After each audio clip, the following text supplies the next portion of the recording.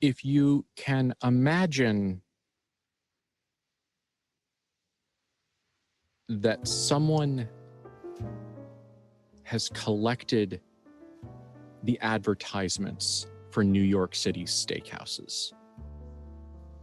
If you imagine that someone has gone into newspapers and found all of the pictures of Frank Sinatra and the presidents and the mayors of New York and all of those great and nobles standing there in these various steakhouses with these pictures and the cigars and the wine glasses and everything else, but never actually went to one, then this restaurant would make sense to you. It feels a little bit like the way an alien would attempt to create the environment of a steakhouse.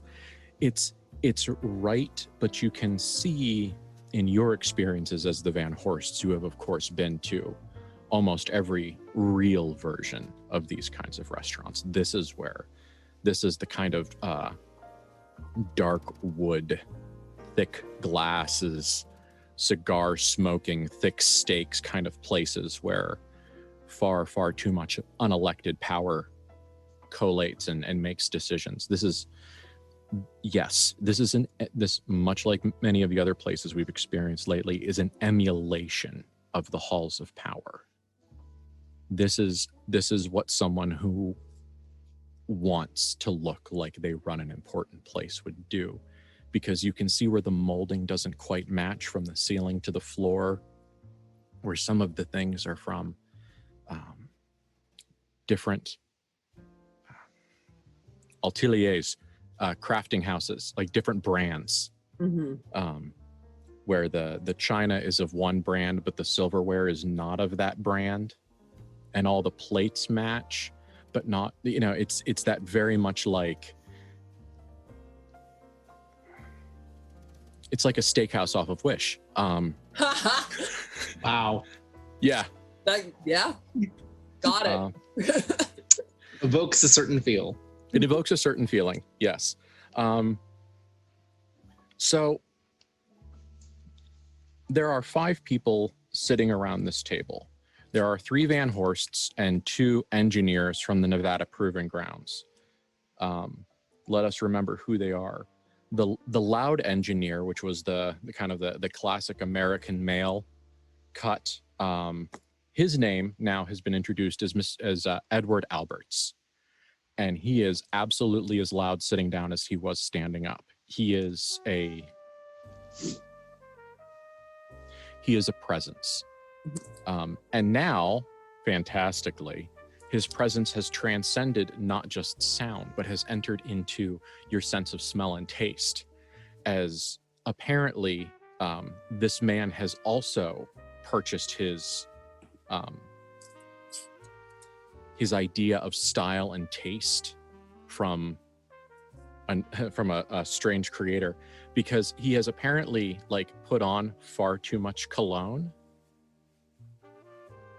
And it's kind of that you're almost entirely certain that there's a cowboy either on the bottle or the box it came in. It's absolutely, it's that it's that cologne. It's that male musk, but not the good kind. And there's too much of it. However, thankfully, it's such a fucking tell. He's clearly thinking he's going to get laid tonight, or he is going to at least swing for the proverbial bleachers. The quiet one introduced himself as Marcus Baum. Marcus Baum or Bone? Baum. Okay, thank you. You could hear a slight different pronunciation in it, almost as if he is anglicized a longer name. But is that really so rare in this time? How many people mangled their own history so that they could fit in? And yes, ought more needed to be said on that. So right now, there has been plenty of wine poured, and this is where we begin our scene, as glasses of red wine are being filled. Mr. Alberts apparently is either walking around with a lot more cash in his pocket than you would think from an engineer wearing a clip-on tie, or he is entirely expecting Matthew to foot the bill, because he has already perused both the wine list and the scotch list with the kind of abandon that someone who has won the lottery kind of treats it. Because you can watch someone's eyes. You know, it starts cheap on the top and gets more and more expensive at the bottom. Like all of you know the structure of an alcohol list. Mm-hmm. And you can tell, Matthew, this is one of the tricks your father taught you. You can watch someone's eyes go down the page and you can see where their budget stops. You know, you can watch as, you know, as the numbers go from green to green to green to green to red as they exceed their budget. His eyes went to the bottom and then worked their way up. Less. Yeah. It also seems like maybe he has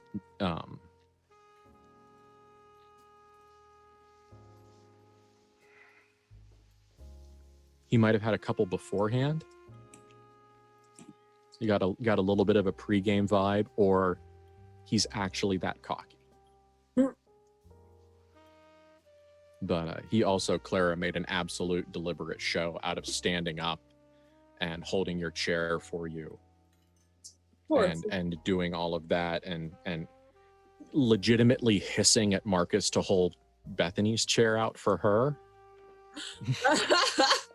I feel like I'm like the chaperone on this weird double date for them. Matthew's like, well, this is just a choice. Yes.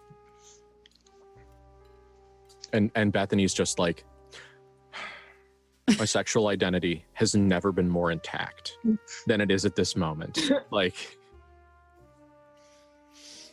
it is the Rock of Gibraltar at this point.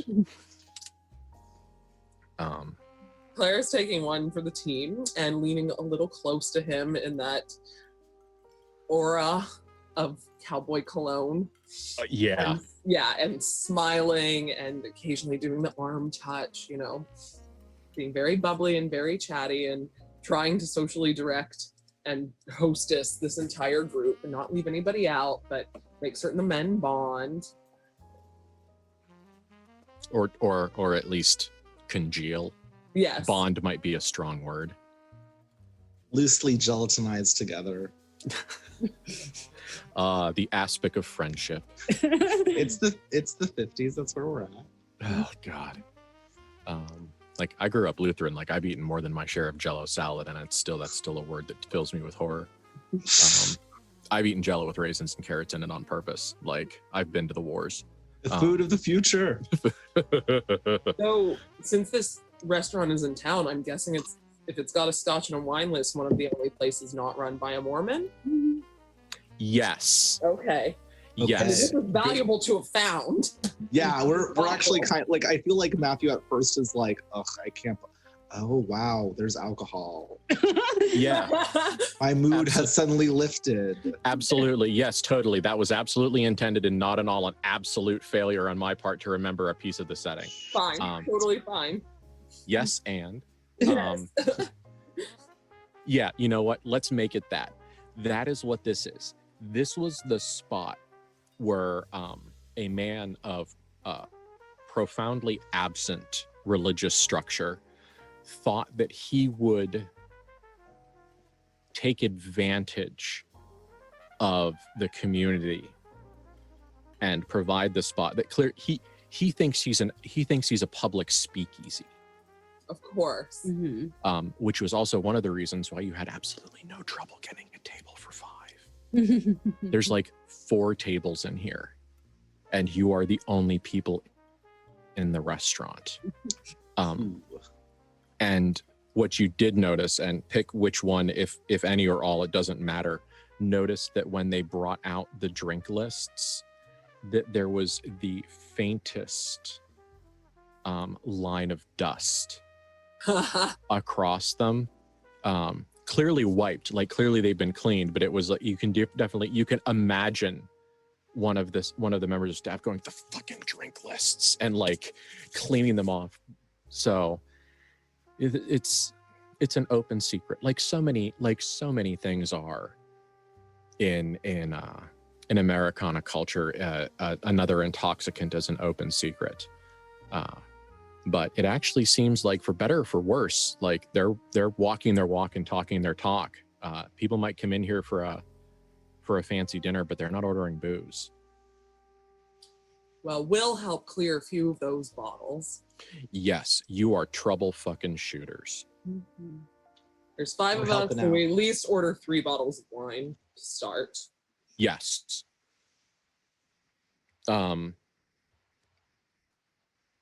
So a couple of things become immediately clear. One, Mr. Alberts thinks he's getting some. And the other thing is he is drinking like it is already a done deal. Okay. like because this is one of these people that if he receives the attention of a woman of eligible age, it's like he's already committed to marriage. Like you just get that vibe from him. Mm-hmm. That just like every woman I interact with that's finished puberty is deeply interested in me, both like sexually and matrimonially. Like, yes. However, culturally speaking, you could understand the platform of madness upon which he stands. He seems generally healthy. He's the right age. He has a stable job. He has a government job. Mm-hmm. Like, he is in many ways, aside from almost every aspect of his personality, a catch. I mean, that's the question for like, how old does he seem? He seems to be like right around 30. Does he have a ring on his finger? He does not. Importantly, does he have an indentation around his finger? Ooh, good question, Matthew, because you'd recognize that. Yeah, I would. Yeah, you would, buddy. No, he does not. Okay. He seems to be actually honestly single. However, you do notice that Mr. Baum does have a wedding ring on.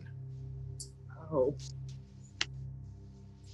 But it is also exceedingly clear that any piece of attention he gives Bethany is one of like the highest politeness. Mm-hmm.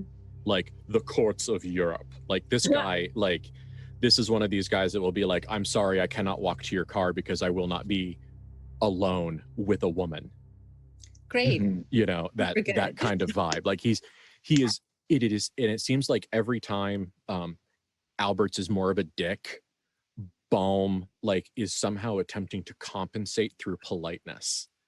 Like you are fairly certain that by the end of the dinner, like he is going to be using thee and thou in sentences, and his desperate attempt to balance out his comrades, like, you know, essentially humping the fucking tablecloth in anticipation. But he is wearing a wedding ring. It is a small gold band. I mean, that's fine. It means that I need to worry less about him in a lot of ways. If that's how he's behaving, then cowboy over here. This is the second fucking cowboy you've had to like try to sell your sister to, and this is becoming a fucking habit. So if I like how you say that I've tried to sell my sister has tried to sell herself. Yes. Like Matthew isn't actively showing his disgust at the entire situation, but like he's not happy about it.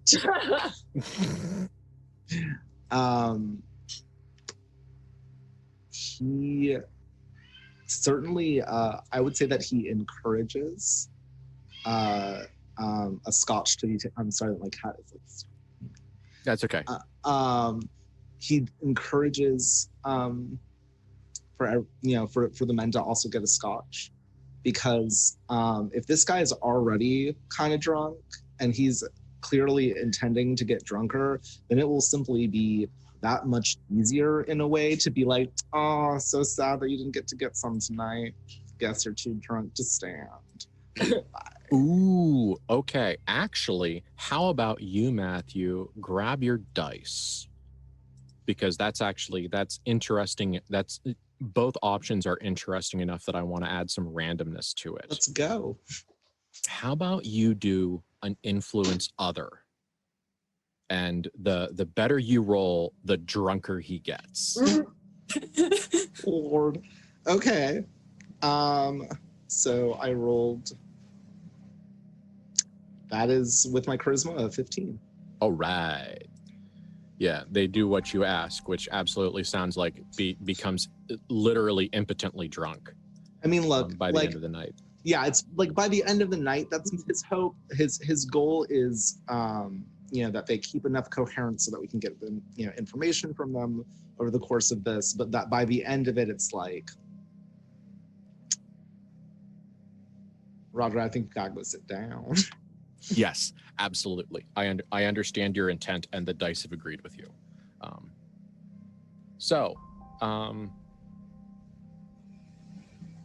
Generally what you find out about these guys is that they're just kind of like bland middle-class Americans. And I'm using the language that the Van Horsts would think in. Yeah. Edward is from Daytona Beach and has extensive opinions on Tim Flock, who won Daytona in '56 in a Chrysler. And also the fact that the same owner of that Chrysler, the sponsor of that Chrysler, not the business, but the individual wealthy man that sponsored that car, also sponsored a Chrysler with a colored driver. And how he won't say that he's glad that the colored man didn't win, but yeah, he's a terrible person. You're allowed to hate him, and I firmly suggest that you do. This guy's kind of a function over precision guy. He is absolutely someone who grew up around barely legal racing cars. His entire opinion is just like, hit it till it works. Doesn't matter if it's pretty, get the fender out of the tire, make the engine work. One of those kinds of guys. He went to Purdue, and about halfway through dinner, it becomes absolutely clear that this man is on 100% looking for a wife. Like he is actively in his day-to-day life seeking out a good woman. Trademark, air quotes. And now that he's gotten a sense, because first of all, he knows just enough to know that Matthew's suit cost more than the car he drove here in. Like, he couldn't recognize the tailor, and he wouldn't recognize the few bits and pieces, but he's just like, oh, they're money. Okay, like, I'm about to fuck a rich lady. This is gonna be great.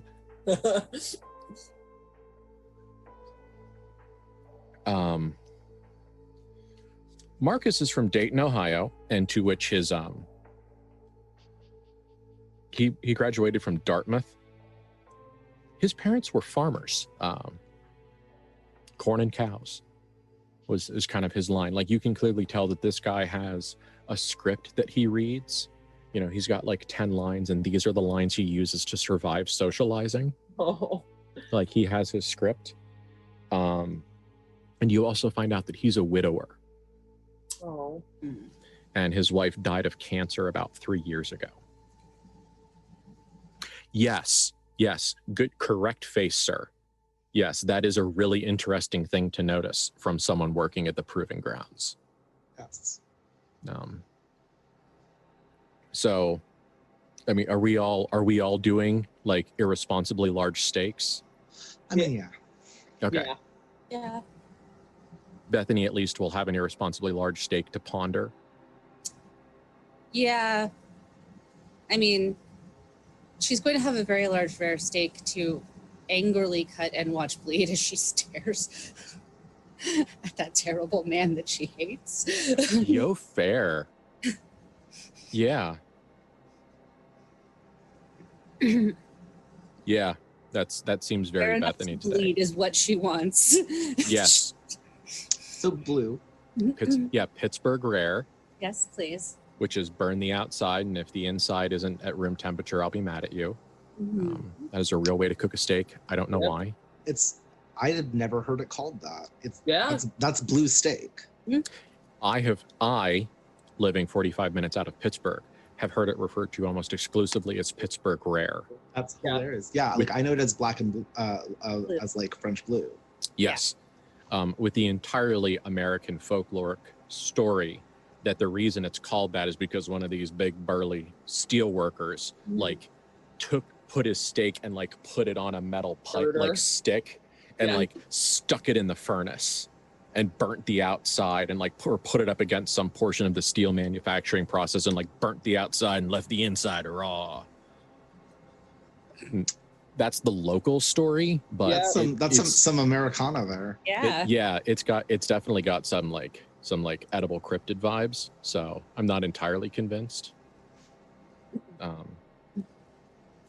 Clara probably orders a delicate petite filet mignon. Medium rare. She is ordering the most ladylike thing possible with her third glass of wine before dinner arrives. Okay.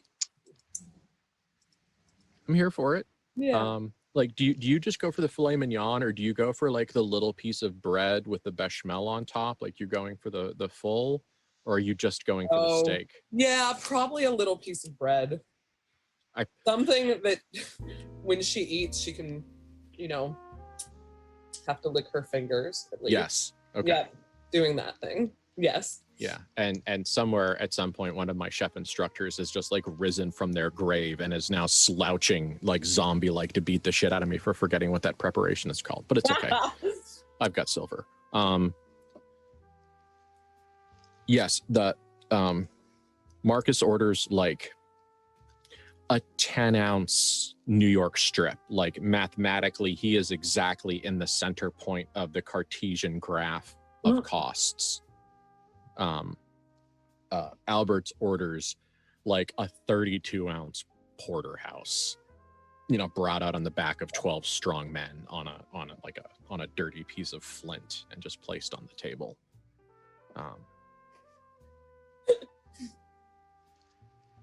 Yeah, absolutely. Like this, like, so yes, everyone is exactly who they are. And the information that you guys get is that they are up here, they are tracking, no one says radiation. No one says like life-ruining carcinogens.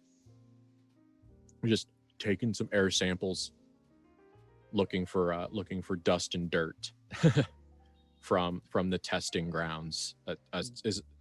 They're not saying what they're looking for, but they're saying what they're looking for. Yeah. Bethany, based off the things that you saw, you would be terribly interested. Maybe not tonight. Maybe shelve this, because this feels like not the only time you'll be interacting with, if not these gentlemen, or at least the apparatus of the proving grounds. You'd be very, very interested to see those specimen containment jars and exactly what the fuck they're testing with and for. Because you just can't help but imagine like some kind of horrific Tinkerbell trapped inside little glass vials in a suitcase in the trunk of a car. Yep. Yeah. So yeah, they're testing for samples. They've been all over the place. They usually do 2 or 3 towns a day. It seems like they definitely have like a pattern where they're going out and they're doing, they're driving an appropriate distance out. They're hitting a couple of small towns, and then they're driving back. Like their objective is to have an 8 to 10 hour day. Driving included. So. And once they get a little more tipsy, Claire's going to be like, well, how is it going out of the proving grounds?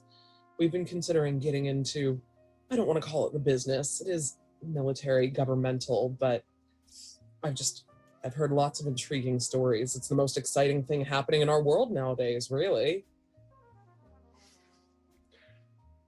I'm not going to make anybody roll for it because this dude is like at least 3.5 sheets to the wind. Mm-hmm. And he possesses essentially no lying bone in his body. He gives Marcus the most conspiratorial, smug grin. Like that, like, aren't we doing some fucking cool stuff? Like this is the kind of drunk guy that goes, shh, don't tell anybody. Oh, no. I'm representing O.J. Simpson. He killed his wife. Like, that's this guy. Yes. Good. I like that guy. Yes. Useful to me. Useful as a tool. Useless as a human. I'm gonna steal that line. Feel free. He is a tool, so. Yes.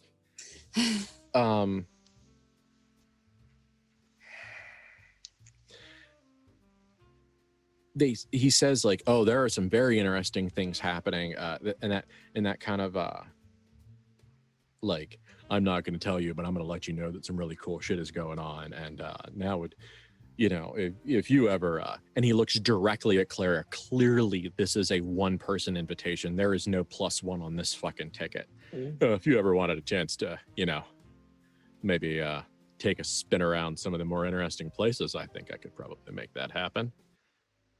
Oh, I'd love to. As long as you don't mind driving. He does not mind driving. I actually, like, as a person who has trouble with my facial expressions, do not think that I have an adequately lascivious facial expression to deploy in this moment. But he uses like all 3 of my lascivious grins all at once. Like, that's just, you can, Clara, you know exactly what image you put in his head. You know what you are doing. You are extremely good at this. Yes. And you know, leaned forward and is showing cleavage and yeah, it's the Manchurian boner. Like, yes. it's at, yeah, you've at this point you've just opened the top of his skull and are putting exactly what you want in it. There are a couple of comments that he makes. At one point he talks about he says something that almost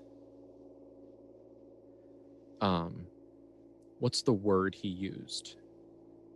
Some innovative processes. And that is clearly a euphemism.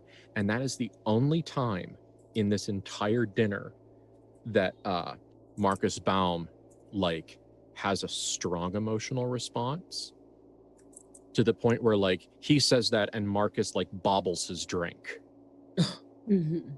and puts it down and like puts his hand on Ed's Ed's forearm, you know, sitting next to you. He goes, Ed, how much have you had to drink? Maybe you need to lay off, but don't worry, Matthew, you make that entire thought go away quickly.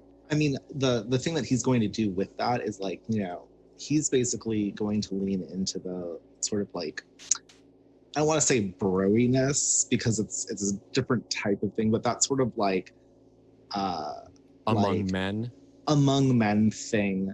Yeah. Where he's basically going, you know, like, you know, don't listen to him, you know, we're men, we can hold our liquor and move forward. And then with that, also kind of after being like, I'm on your team, we're not like this guy who's cautious like the women folk. He will, I mean, he doesn't say it that way, but it's not essential. Clearly they don't know how to handle their They don't know how to handle their drinks, like Claire, like going back her like 5th shot. But like he basically is going to try to coax out, basically almost in a way to try to get him to tell him more, to spite the fact that this other person tried to like Yeah. stalk him and make him look, because in the sort of thing of being like, we're, you're among, friends, and he's essentially going to, and I don't want to necessarily say the exact wording, but it's essentially going to be a sexist statement on that this guy is acting, like a pansy, essentially. Yeah. Like in How that about way, you like and a I? How about frightened you and I get aspect. some whiskeys and then we get your buddy over here something with an umbrella in it? Yeah, that sort of like aspect of that. Yeah, because only women and faggots drink, things with umbrellas in them, right? Yeah, like clearly. Yeah. And it's sarcasm. That sort of thing. I also like that Ben. Thank you, as I as like a queer man, and like he calls him a pansy. Yes. Yes. He does the thing, but Get no, that man some fairy water. But no, like it's that sort of thing where he's going to try to use the idea, because basically what Clara's angle is the idea of, impress this woman. What Matthew is doing is reminding him of show off your masculinity, like in that kind of weird, like parasocial, like aspect of like masculinity, being kind of, he's basically attempting to seduce via straight masculinity, which is a weird way of putting it, but like, what I'm talking about. It's that in-group, out-group mentality. And the thing that the reason why like this is the moment when he's striking is in-group, out-group mentality doesn't work until you have someone that you're using as like the person you're putting down. Mm-hmm. You need an us and a them. Yeah. And so the moment that he finds that is where he's like, oh, that's where I go. Okay. And Matthew, being absolutely a garbage person, absolutely and totally others Marcus Baum in this moment for his own gains.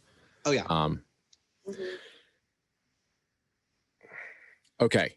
So I want dice to be rolled because what kind of information you get in this moment of manipulation and fragility and weakness is going to be one of those like steer the game kind of rolls.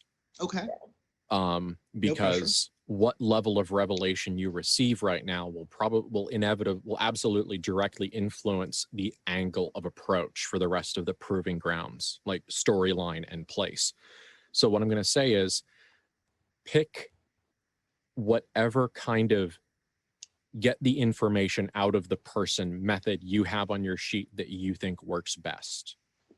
So I know that you've got a couple of advantages, at least one that gives you extra questions or some add-ons for one of the roles. I know you've got a few other get what I want out of a conversation skills. Ben, can I roll a helping or hindering on this? A helping, clearly? Yes, and add +1 to that because you're absolutely using the correct tools for the job. So what I'd actually like to do is, if possible, and I don't know if this is something that I can do, but for the action, basically I want to roll one thing before the other, which is that whenever I make I have awe-inspiring, which is that whenever I make a show of being the boss, I roll plus charisma. And so and then if I get good things, people feel that I'm leadership material and I can get a +1 ongoing against them. Okay, so you want to set that trap earlier in the conversation.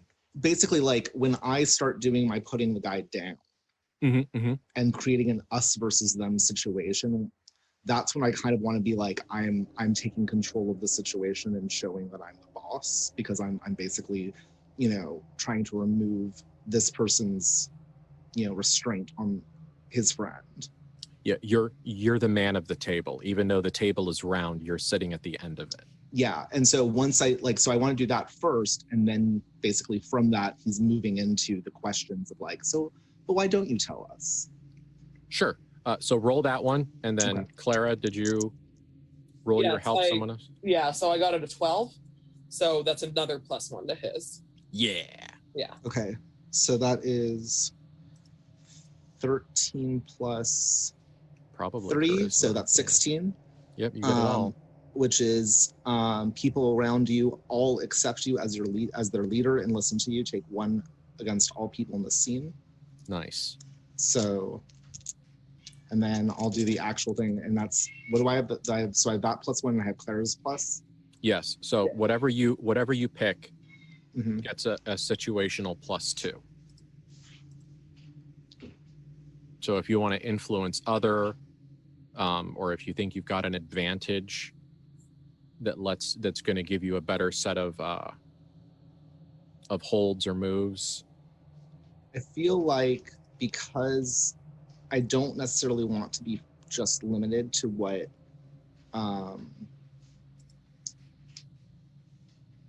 I don't just want to be limited to what read a person gives me. I'm leaning towards influence other. Go for it. Yeah, because you're certainly attempting to influence another person. That's why it was kind of like, it was like, just like pick the flavor that you're going to use, you know? Sorry, I rolled a 15. Oh, okay. Well, just for my own satisfaction, like, what do you bring that up to? With my +3 and then +1 and then the +1 from, did I get +1 or +2 from Clara? 1. 1, so that's 20. Yeah. Okay. So he takes double damage.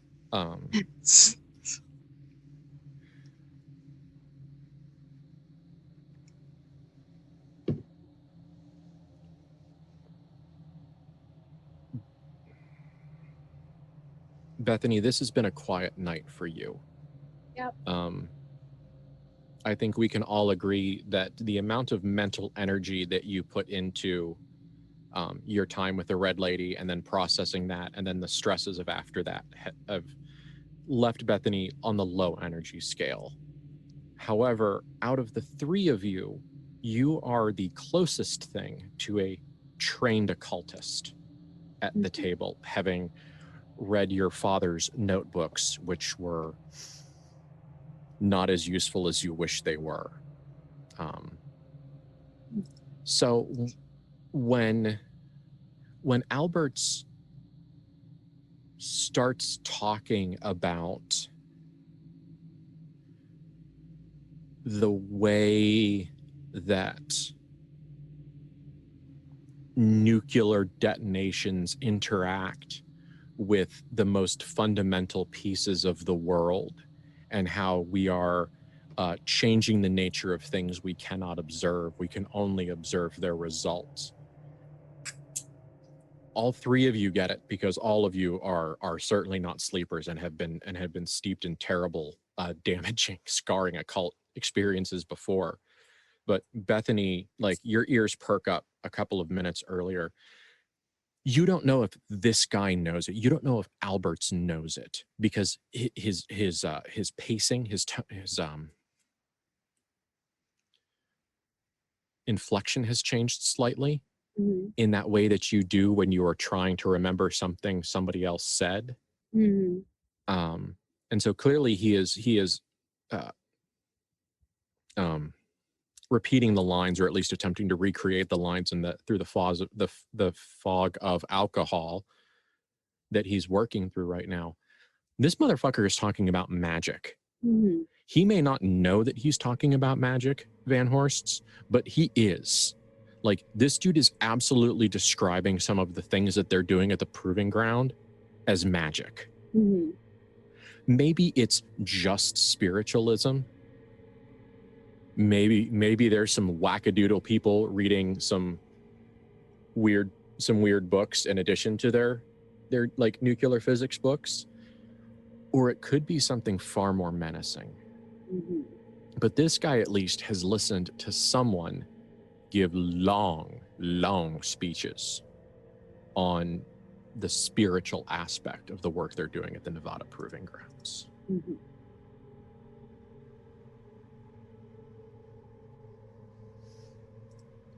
And absolutely, this man is letting an amount of secret slip because Matthew is awe-inspiring, and because if we remember from last episode, he did get a mild case of the obsessions over Clara. So, like, lady I want to fuck and dude I want to impress, like that is the peanut butter and chocolate of getting what you want out of someone, and it's working perfectly. You guys are the Reese's peanut butter cup of social manipulation. Yeah. Yay.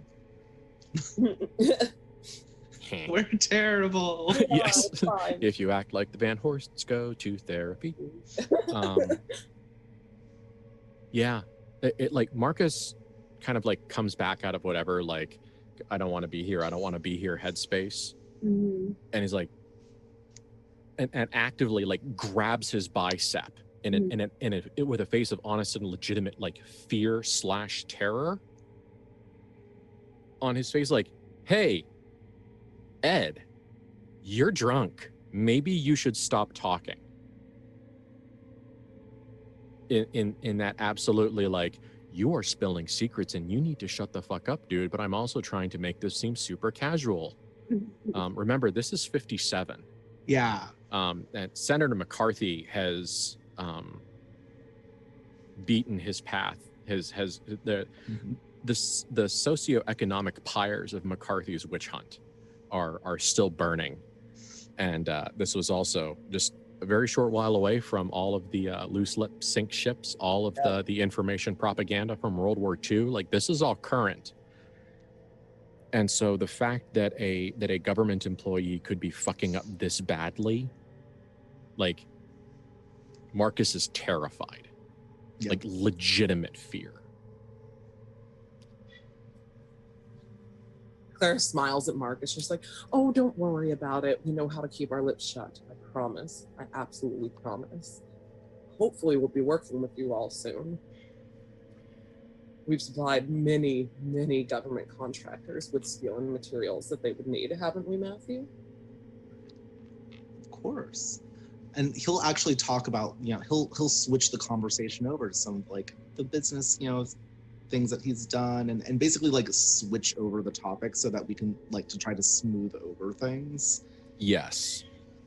And kind of like revert attention away from, oh yeah, you totally just told us a bunch of big secrets. That's okay. Yes. Okay. Yeah, I'm gonna say that works. Because Alberts is too drunk to care, and Marcus wants it to work. It's also definitely an aspect of it where mentioning those businesses also just clarifies that these are all American businesses, good American businesses. Yes, good American businesses. Yes. And at one point, so dinner has been consumed. What dinner has been what dinner will be consumed has been consumed. Bethany's vivisected dinner is taken away, weighing probably exactly the same as it did before. Very close to. Yeah.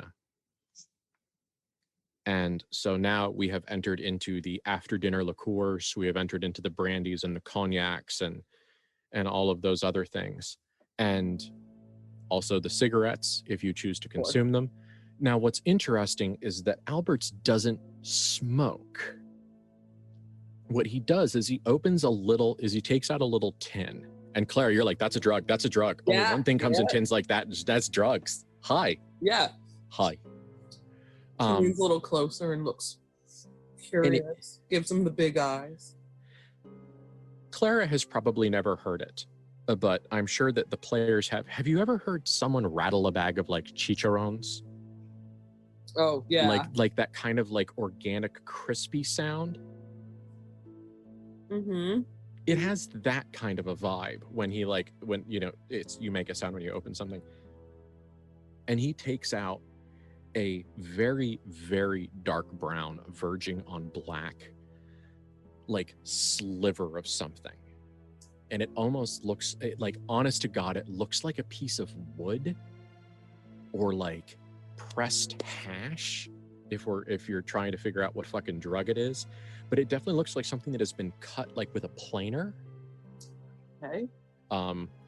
my kitchen brain is imagining katsuobushi with those little thin pieces that they're shaving off of the block, but darker and veined, and you can see kind of the organic fat and muscle of it. So clearly it's an animal product, but it's something strange. And he definitely he puts it back here. He tucks it between cheek and gum. Absolutely like a dip or like some other kind of orally applied drug.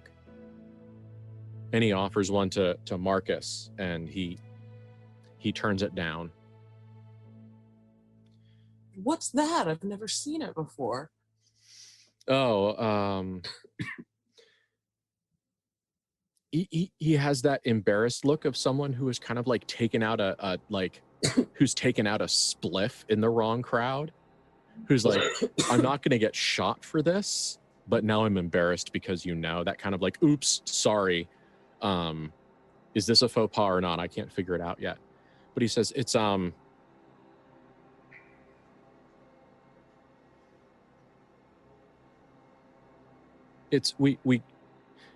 it doesn't really have a name. We call it crab, but it's not crab. It's pretty mellow. Would you like to try some? And this is clearly Clara, the drug addict, is like, this dude doesn't have a lot of this, and he would prefer if I said no. Yeah, but I'm just gonna roll for drug addict because she's trying to stay on his good side. Yeah. Well, she's rolling for drug addict. After the waxing poetic about the creepy magical stuff that they're totally not doing, I'd like to use magical intuition on this weird drug that even Clara doesn't know what it is. Yeah. Go for it, brah.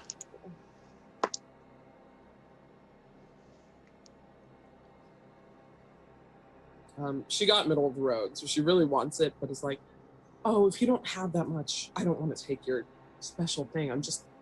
I am curious to try.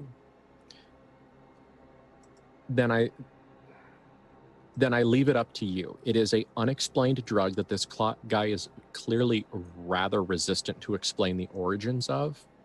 So that is a big alarm bell. Like, not vetting your brain candy is a problem. But also, you're in a dry town, and you are entirely 100% certain that all of your heroin paraphernalia is 2.5 hours away in Las Vegas. Yep. Absolutely not like in your sister's DOP kit. Yep. Yep. So. Not with me currently right now because I don't leave it anywhere in this dry town. So I leave it up to you. Oh, she's gonna. So, I used up all of my luck.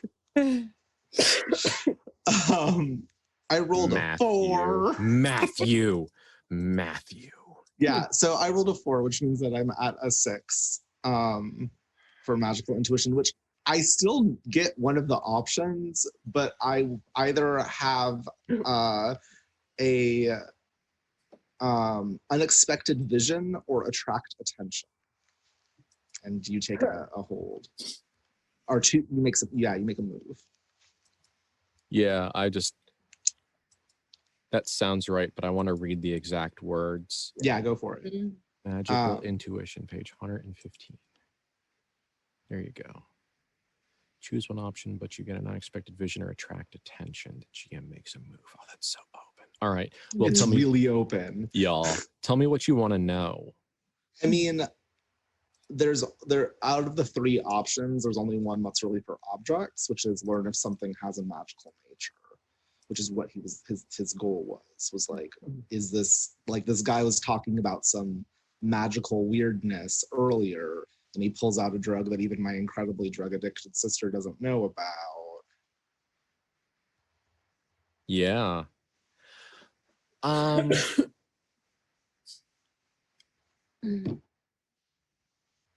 So the question I would like answering a question with a question is, would Matthew consider a communion wafer magical? Oh. Huh. Because that's the vibe. Like, it isn't in and of itself magical. It's gross on some profound level. But it in and of itself isn't magical in as much as it is ritual. Okay. Like, it's almost like when you look at it, you see a piece of a key. It's not a thing by itself, but when placed in the correct order and sequence with a number of other things, you could do something with it. Okay.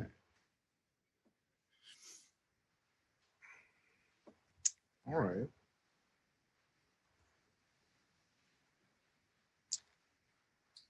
Do I attract attention, or do I have an unexpected vision? You do not have an unexpected vision. Oh no.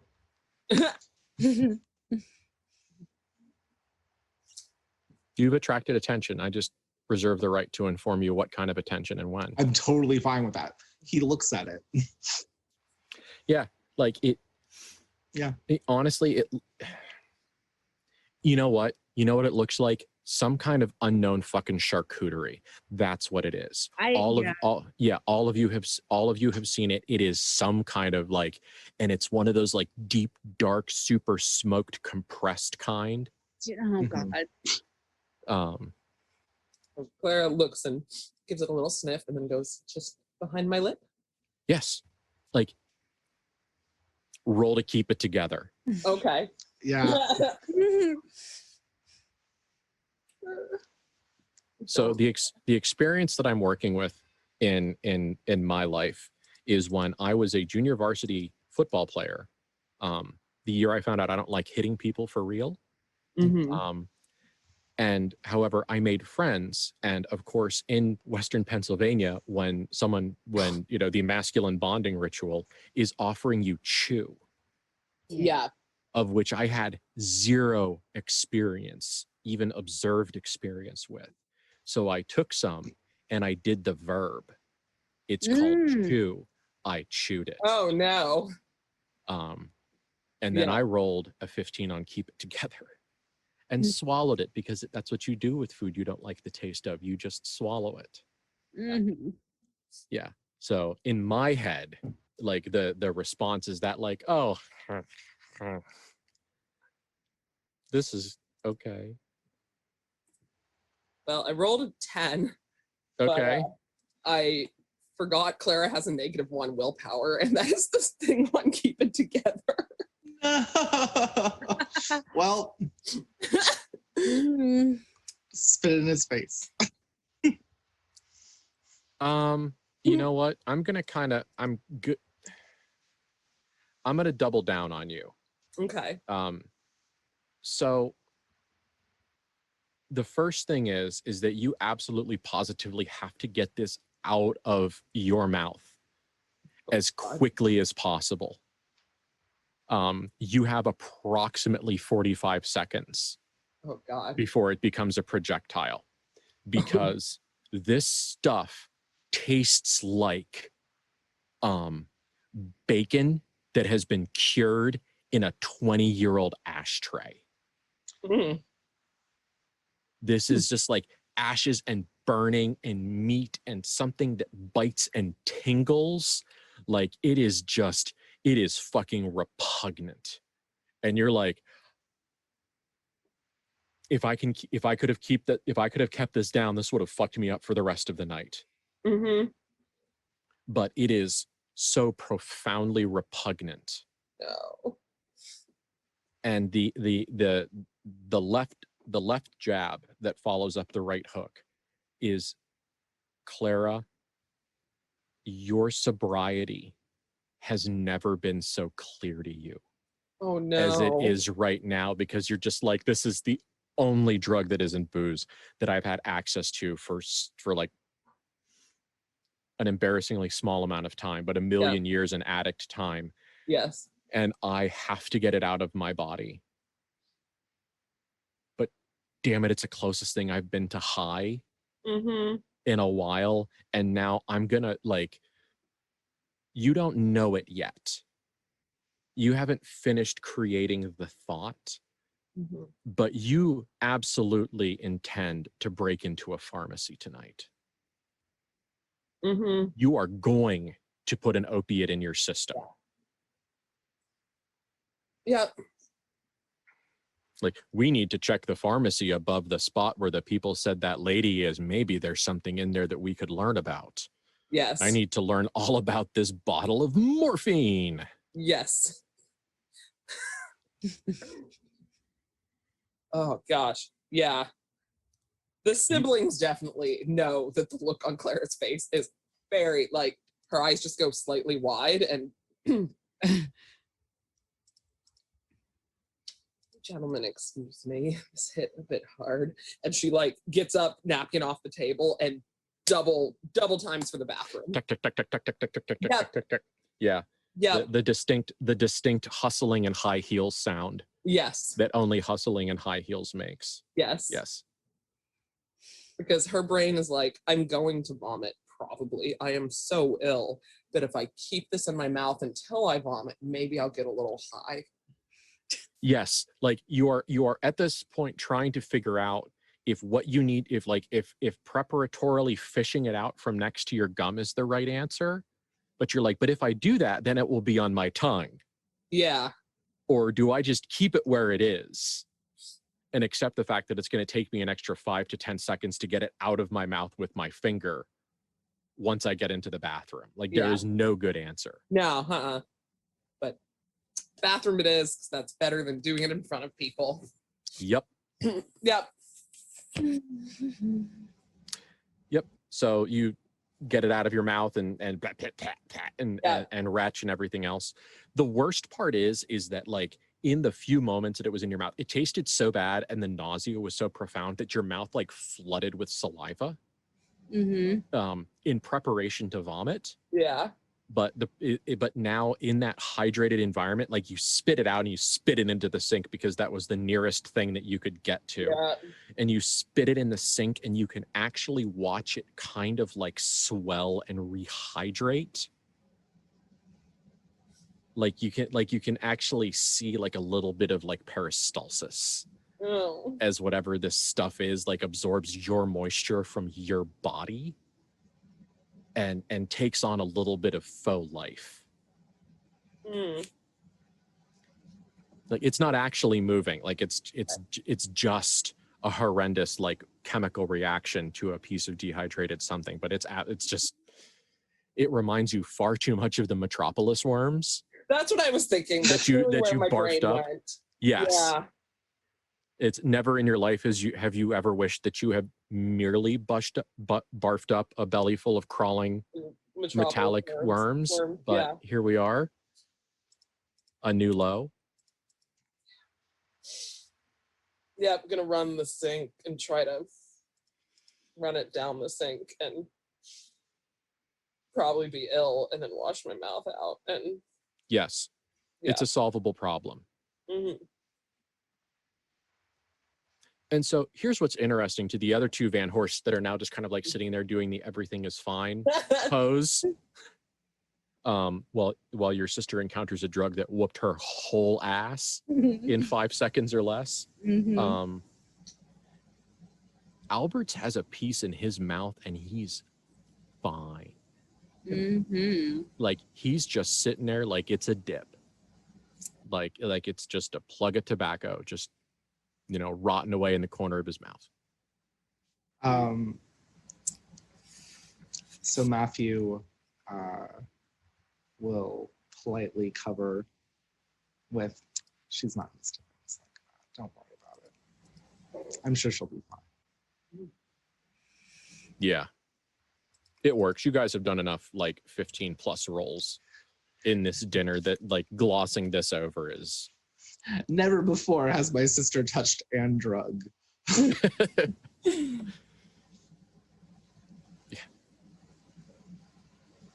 I feel like if this was a movie, it would be like her like running to the bathroom and stuff like that, and then just like suddenly a shot to like us sitting quietly at the table, like And then all of a sudden back to her like sobbing into the thing.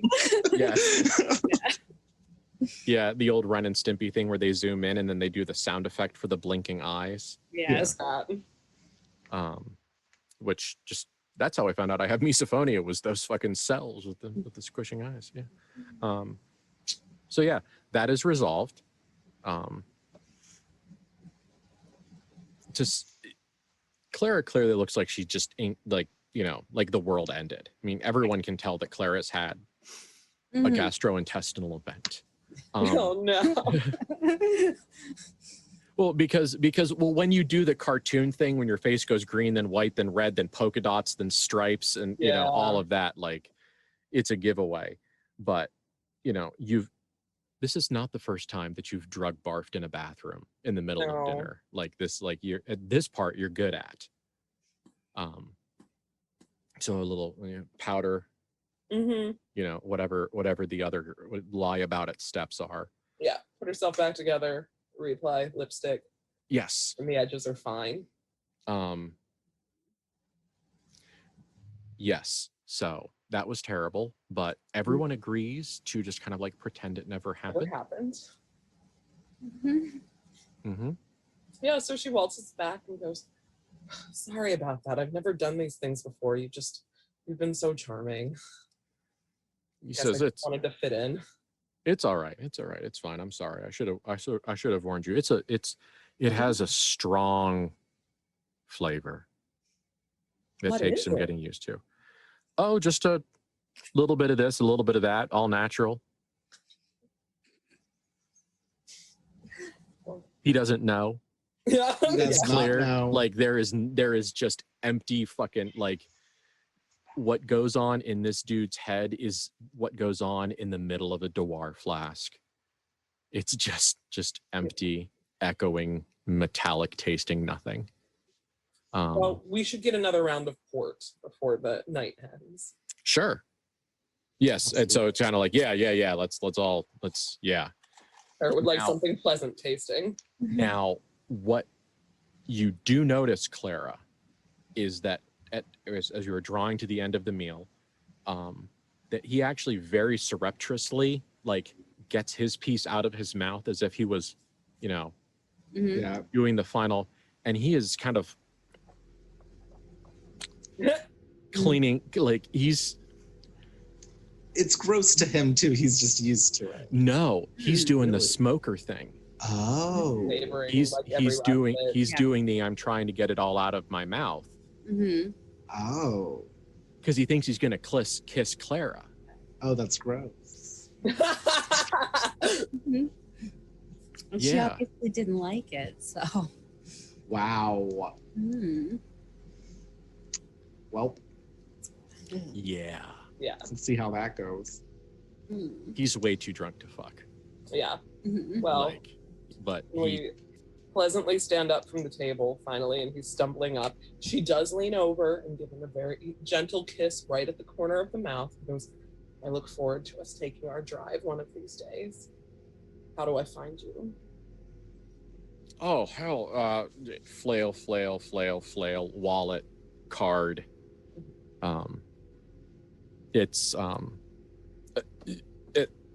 Okay, here's how gross this dude is. This is not his card. This is like the public contact line for the Nevada Proving Grounds that he wrote his name and extension on the back of earlier. Okay. Like you can see a little bit of pen smear. Like this dude probably has 10 cards in his back pocket that he wrote his name and extension on for all of the pussy he planned to slay on this trip. Perfect. And if you call the front desk of the Tropicana and asks for the Van Horst, that's where we're staying. Okay. Meanwhile, for his compatriot, who is slightly more, seems to be slightly more like business oriented in a way, because he's not gunning for the ladies in the same He- way. Marcus has clearly been assigned to work with Alberts for a long time. Yeah. This is not the first time that Marcus has gotten home late because his coworker was trying to nab some tail. Yeah. So while that's going on, Matthew is going to actually like talk to him and ask, because he is interested in trying to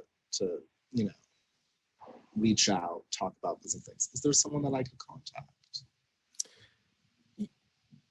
Yeah, and he he pulls out one of his pens and has a similar card. This one is not prepared for he has no nefarious schemes, and he writes a name on it and gives it to you, and I don't have it, but he gives you a contact point. He says, look, I'm just the air and soil guy. Like he's like, I'm closer to geology than I am to nuclear physics. I don't really spend time in the deep labs. So I can't, I don't want you to think that I'm sorry, Mr. Van Horst, but you did not meet Rockefeller tonight. I'm just a guy that collects air and soil samples. I can give you a name. I can tell him that I had a fantastic time and that you seem like an upright guy. That's all I But need. Don't worry about it. I don't even get a corner, let alone a corner office. Really, don't worry about it. Okay. I appreciated being able to talk to you and your partner. And I'm so sorry. I can't stop him. I understand where you are. At some point, I'm just going to have to start bringing a blackjack to work. Every time looks girl, just crease him right across the skull. I'll actually get home. I'm sure it's all. At least tonight you were able to have a good meal, and I got to have a moment of a good conversation. So thank you. Great. Thank you. So are we done with dinner? Oh yeah. Oh yeah. We are hella done with dinner. Mm-hmm. It is also 9:20. So before we go deal with Our Lady of Sarcoma, let's take a quick 5. We'll come back and then we will go somewhere terrible.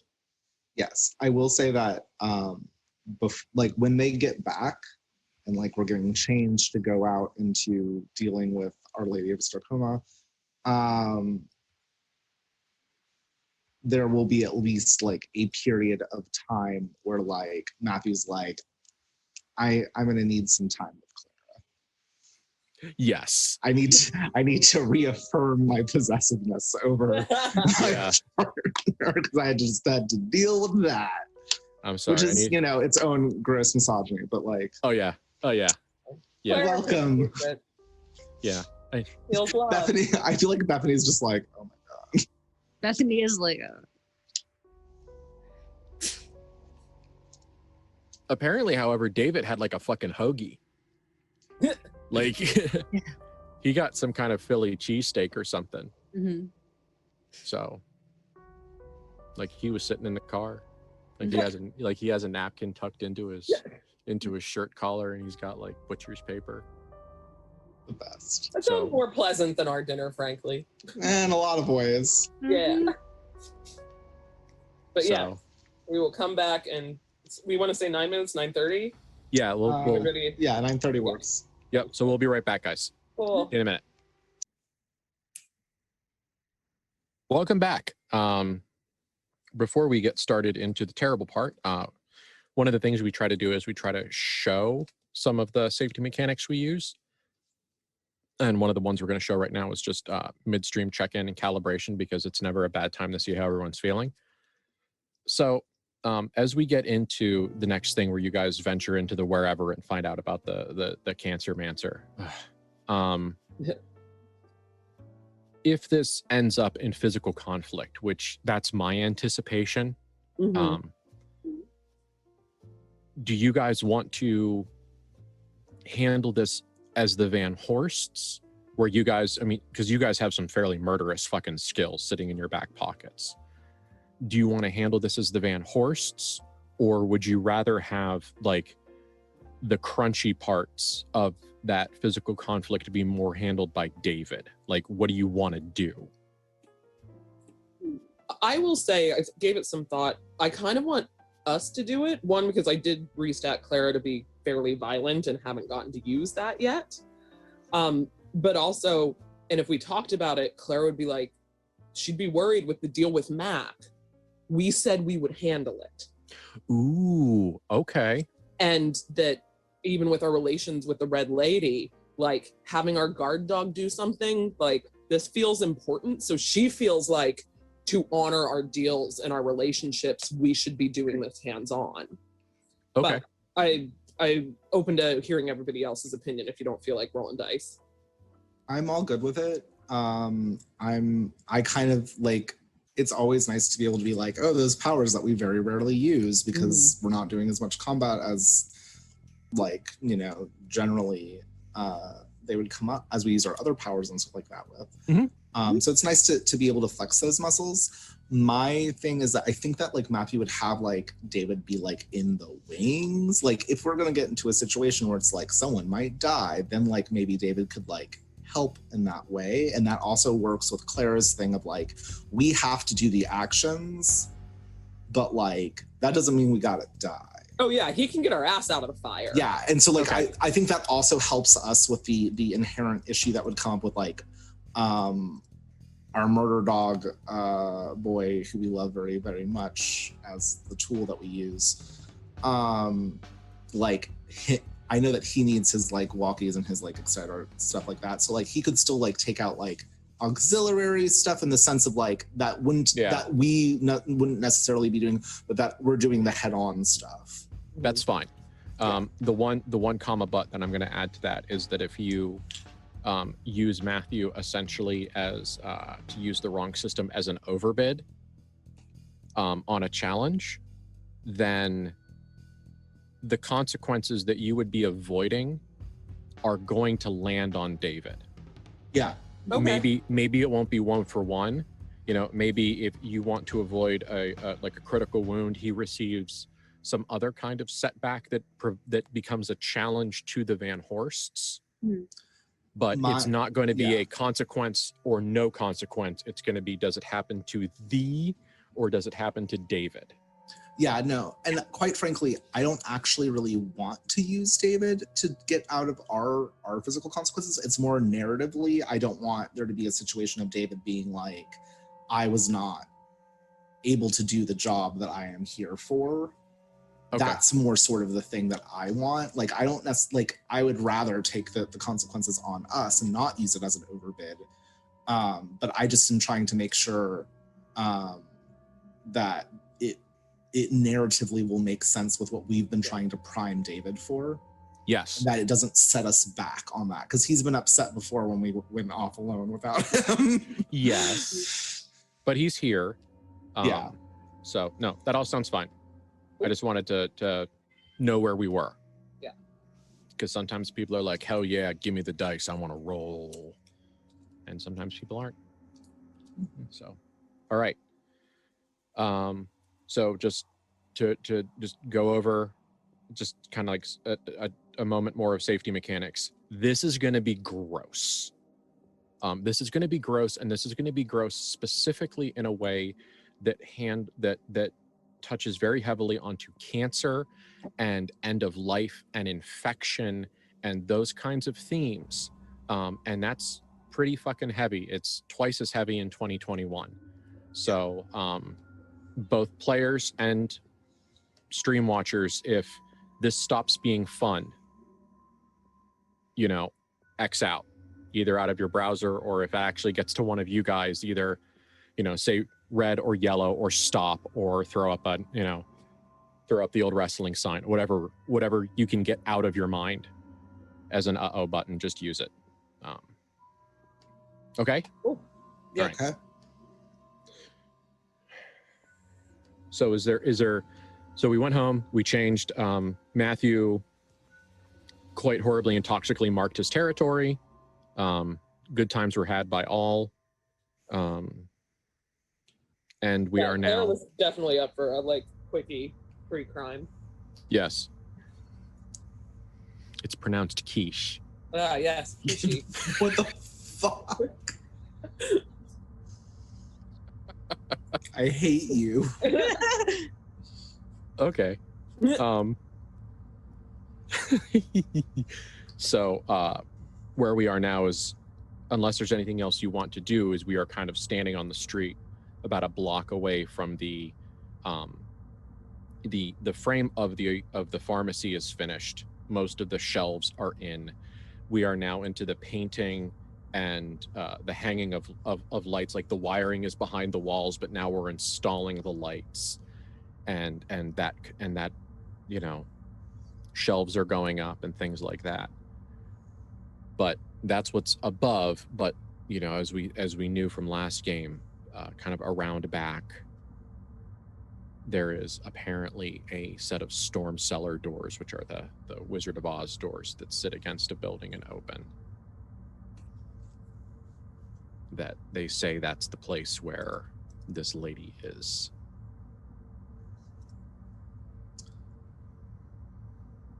Before we go knock on the doors, I would really like to use enhanced awareness. Go for it. Yeah, to see if this place is weird at all. I should roll Sixth Sense. Yes. You absolutely should do that now. Have that.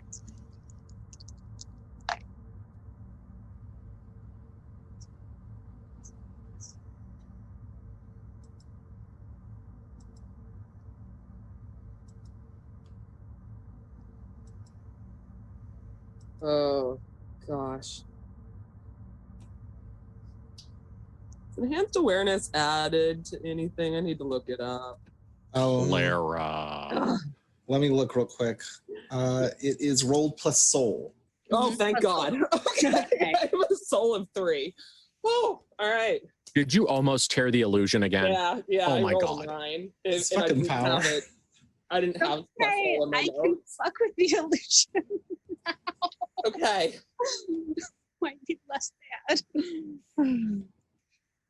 All right, 12. Okay.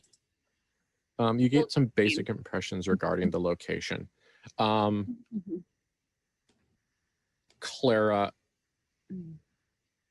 those doors are the scab on top of a suppurating wound. It is it is the barely held barrier between things that are generally okay and things that are terrible. When you open those doors and you go down there, you will be entering into a place, and it is going to be bad. Just, you can almost see the rot on the air oozing out of it. It's, and the part that sucks, the part that's so terrible, is that it isn't just rot, but it's antiseptic. There's a hospitally vibe to it. You can almost smell the clean white tiles and the stainless steel, in addition to the flesh sloughing off bones. Lovely. Lots of flashbacks to Matthew in the hospital. Yes, actually, that is entirely accurate, and a reference I was going to reinforce. I mean, these are not the same, but somebody has certainly reached into the same bucket of psychic paints with which to paint this picture. She kind of reaches out for Matthew's hand and Bethany's, actually, and takes them and squeezes and goes, "This place isn't that hospital, but it feels like it. It tastes and smells like it, especially behind that door. Just to warn you." I'm sad that we didn't bring kerosene now. No, I mean, you're willing to break into the pharmacy. I'm sure there's some rubbing alcohol. I'm gonna say something upstairs, but it's flammable enough. No. Do either of you get anything? I can take a look. Would you like to use one of your sixth sense holds? Let's see. Or would you like to do something else? I was going to.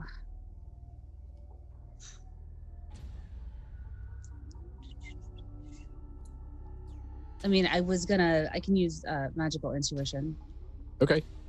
at it. Let's see. Also, we have some rubbing alcohol back in the room. You do. Ew.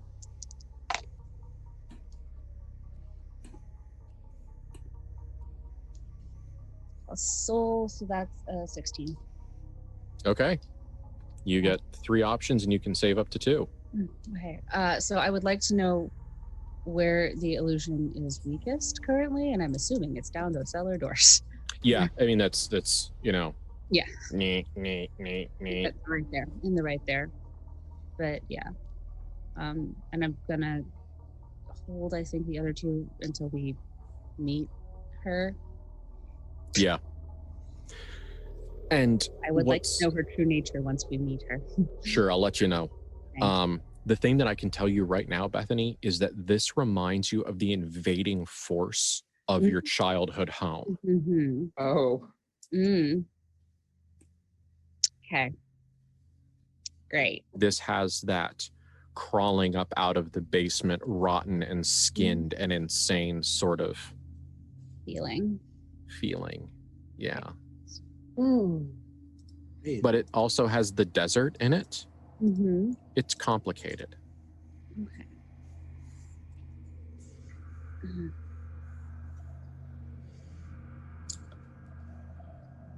Matthew, do you want to do anything before we go down, or? I mean, go back and get the rubbing alcohol, I guess. we can just say that you have it. Yeah, Okay. let's say that we have it. Other than that, guess I'm gonna knock on some doors. Are we knocking or are we opening? I think we're knocking. We don't Let's have knock. to. Yeah. We can start polite. Okay. Who knocks? Matthew. Matthew. Okay. I just need to know who to point at when I describe things.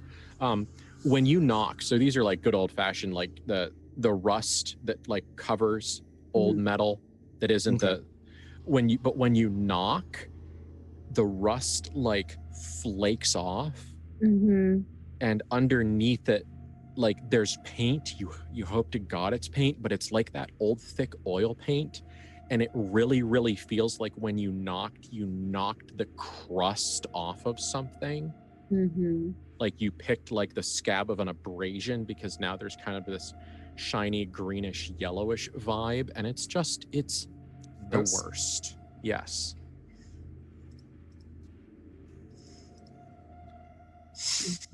There is no like, come in, but what you do hear is the very clear and recognizable sound of shh, a draw bolt drawing back underneath the door. Like you can actually see the doors kind of do that little "we've been unlocked" wobble. All right. You heard no footsteps that came up to the door. You heard nothing. You just heard the clunking slide of a draw bolt. That feels like an invitation to go in. Let's go.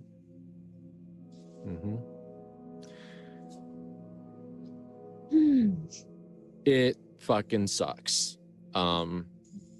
It is stairs down. It is more stairs than should be down. That's the first thing you see. Is you look and you're like, oh, this is a basement. There should be 10 to 12 stairs, not 80. Okay. And it's not straight stairs. Like it's not just a perfectly straight line of stairs descending into infinity. There are some construction errors in it. So it does break line of sight a couple of times. It is lit, however, yay. But it is lit with what one could imagine is like miner's lamps.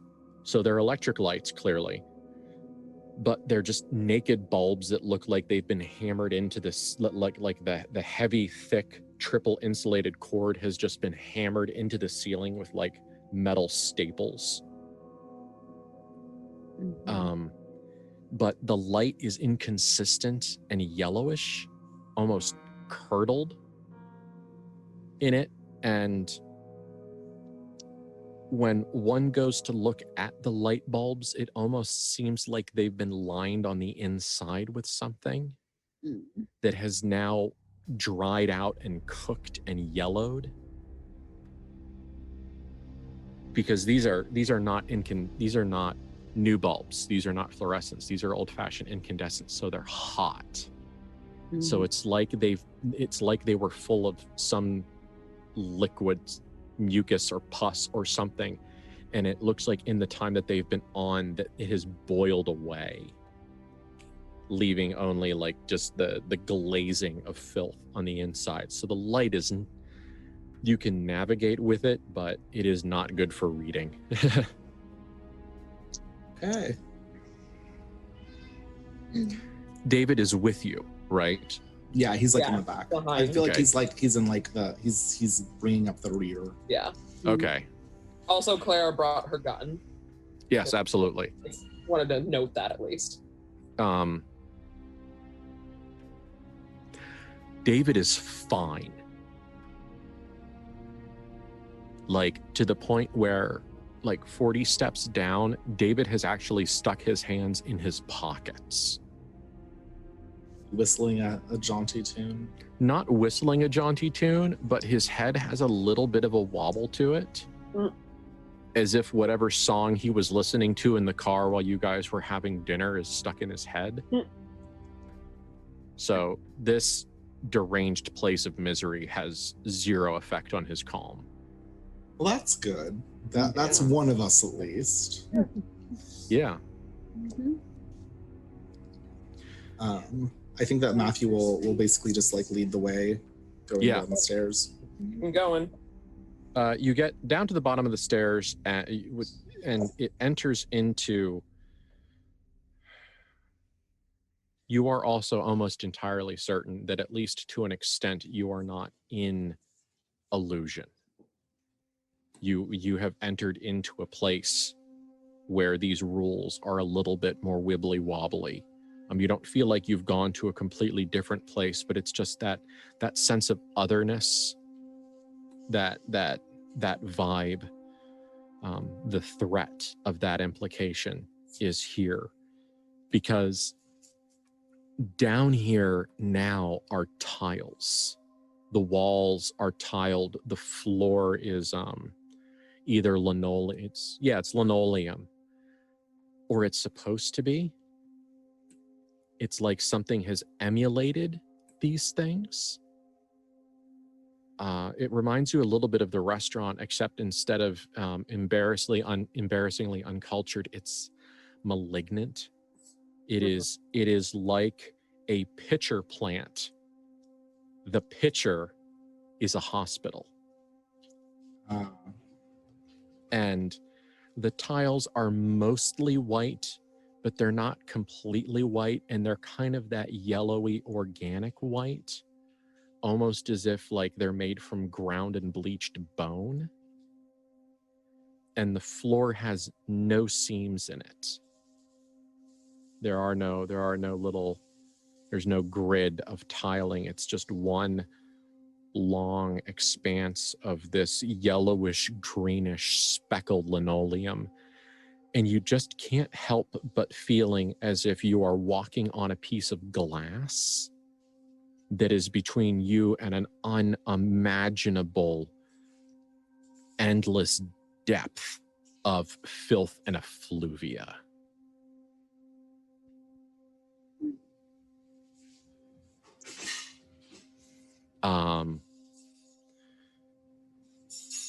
You come to a couple of spots, things that should be intersections that aren't. They're simulating an intersection, but they don't seem to go anywhere. However, you finally see one sign, and it's buzzing, and the sound is like flies. and the sign itself is made from mismatched sheet metal, and the words are made from different pieces of type that have been arranged haphazardly, almost as if someone went through a junkyard or dug through 100 burned out hospitals and assembled a sign that says oncology. Okay. Does it have like a little arrow? Yes, it is clearly like it is clearly at one of these faux intersections. Yeah. And there's almost a sense that in another time and in another place, other wings of this place would open and this one would close. Huh. Okay. Interesting. Let's follow the sign. Yeah. Yeah, thankfully, this is a moderately straightforward place. Yay. But once again, it is a deeply, deeply inhuman mind's version of a hospital. This is not like the Mushroom Oracular Hospital, where it was clearly a hospital that something had been done to. Mm-hmm. This is something attempting to simulate the idea of hospital and using scrounged goods or scrounged ideas to do it. You know, it's like they know that there's supposed to be lights going all along the middle of the ceiling, but they couldn't figure out what kind of lights to use. But they remembered these lights from something else. So these are the ones that they used. It reminds me of the concept of like if you've ever seen like those drawings that have shown up where like it's like a mermaid or like a beautiful woman or something like that, and it's actually like the angler fish. Little Yes. dangle, and like then there's like the rest of the mermaid. Yes. Like this Yes. horrific creature. That's what it feels like to me, that we're like in an anglerfish dangle. Yeah. Yeah. Like it's an organic mimicry of something else. Mm-hmm. Yeah. And it's bad. Yeah. Yep. When you go down the hall a little bit into oncology, and now for the first time there's a door on the side, and as you look behind you just for a minute, like to check on David or for whatever reason, you didn't realize at the time, but the hallway has been taking these angles and going up and down, and it's once again, you don't have lines of sight. It's a little bit like that spot in the movie Labyrinth where she disappears behind the visual illusion because you can't see it. Now there is a door, and this is what's the most fucked up and concerning. Like, this is actually one of the most jarring things in there. This door is perfect. This door is beautiful. It is solid, one piece, aged oak. The brass knob, the brass doorknob is perfect. It has just the right amount of patina in all of the little grooves of the casting of the doorknob. But at the same time, it has also clearly been polished and cleaned lately because it has that beautiful brushed brass finish. The hinges are the same, and there is a brass plaque. It's matching. It's engraved. David, Matthew, I'm thinking about all the terrible people in this room right now. Matthew, you would be hard pressed to describe a nameplate for a door as fundamentally perfect as this one. The font, the kerning, the layout, it's centered perfectly. It is immaculate. It's It is the guy from American Psycho thinking about business cards. I in that immediately one was scene. thinking of that, and I was like, no, I can't say it. Yes. I read that book way too early. But it's that, like, it's perfect. The typesetting, the font, the weight, the thickness, the height, it's perfect. I have to kill them now. They have a better nameplate than me. Luckily, that's what I'm here to do anyway. Yes. This door says doctor. No name, just doctor. Okay. All right. And it doesn't feel good. It doesn't feel like a zippy British science fiction fantasy. Like, this isn't cute. This isn't like, what doctor are you? You know, this is like, oh God, what doctor? However, against at the terminus of the hallway is a set of double doors. And above them, they say surgery. Oh, that's great. We're going to stay away from that room right now. Yes, especially because the word surgery is clearly painted in blood on a piece of cardboard. Okay. It's fine. That seems to have literally been shoved into what you thought was rock until, like, it looks like someone has, like, dug out, like, rotten flesh and shoved the cardboard in. You can see, like, the discoloration of the fat seeping in around the corners. This is fine. Well, I mean, I was just saying that because of the fact that, like, Matthew has his trauma from his last time that he was in a hospital, but sure, let's make it worse. Yeah. Doctor. Guess we're gonna knock on that doctor door. Mr. Doctor, just doctor. So you knock? Yeah, we're gonna knock on the door for Dr. McDoctor. The resonance in this door is perfect. It's like, this is the most doctor sounding door. And it's so fucking weird to say it, but if you were like, if I knocked on a doctor's door and I wanted to feel reassured that I was in the right place, what would that door sound like? And you have never asked yourself that question in your entire life. But thankfully, now you have an answer. Because this door sounds like, when you knock on it, it sounds like everything's going to be fine. Well, that's good. Yeah. Everything is not going to be fine. And you wonder, with your experiences and the things that you've seen and the call that has been torn from your eyes, and you wonder, if we weren't who we were, if we haven't seen what we've seen, if we weren't raised in the way that we were, what would we be seeing right now?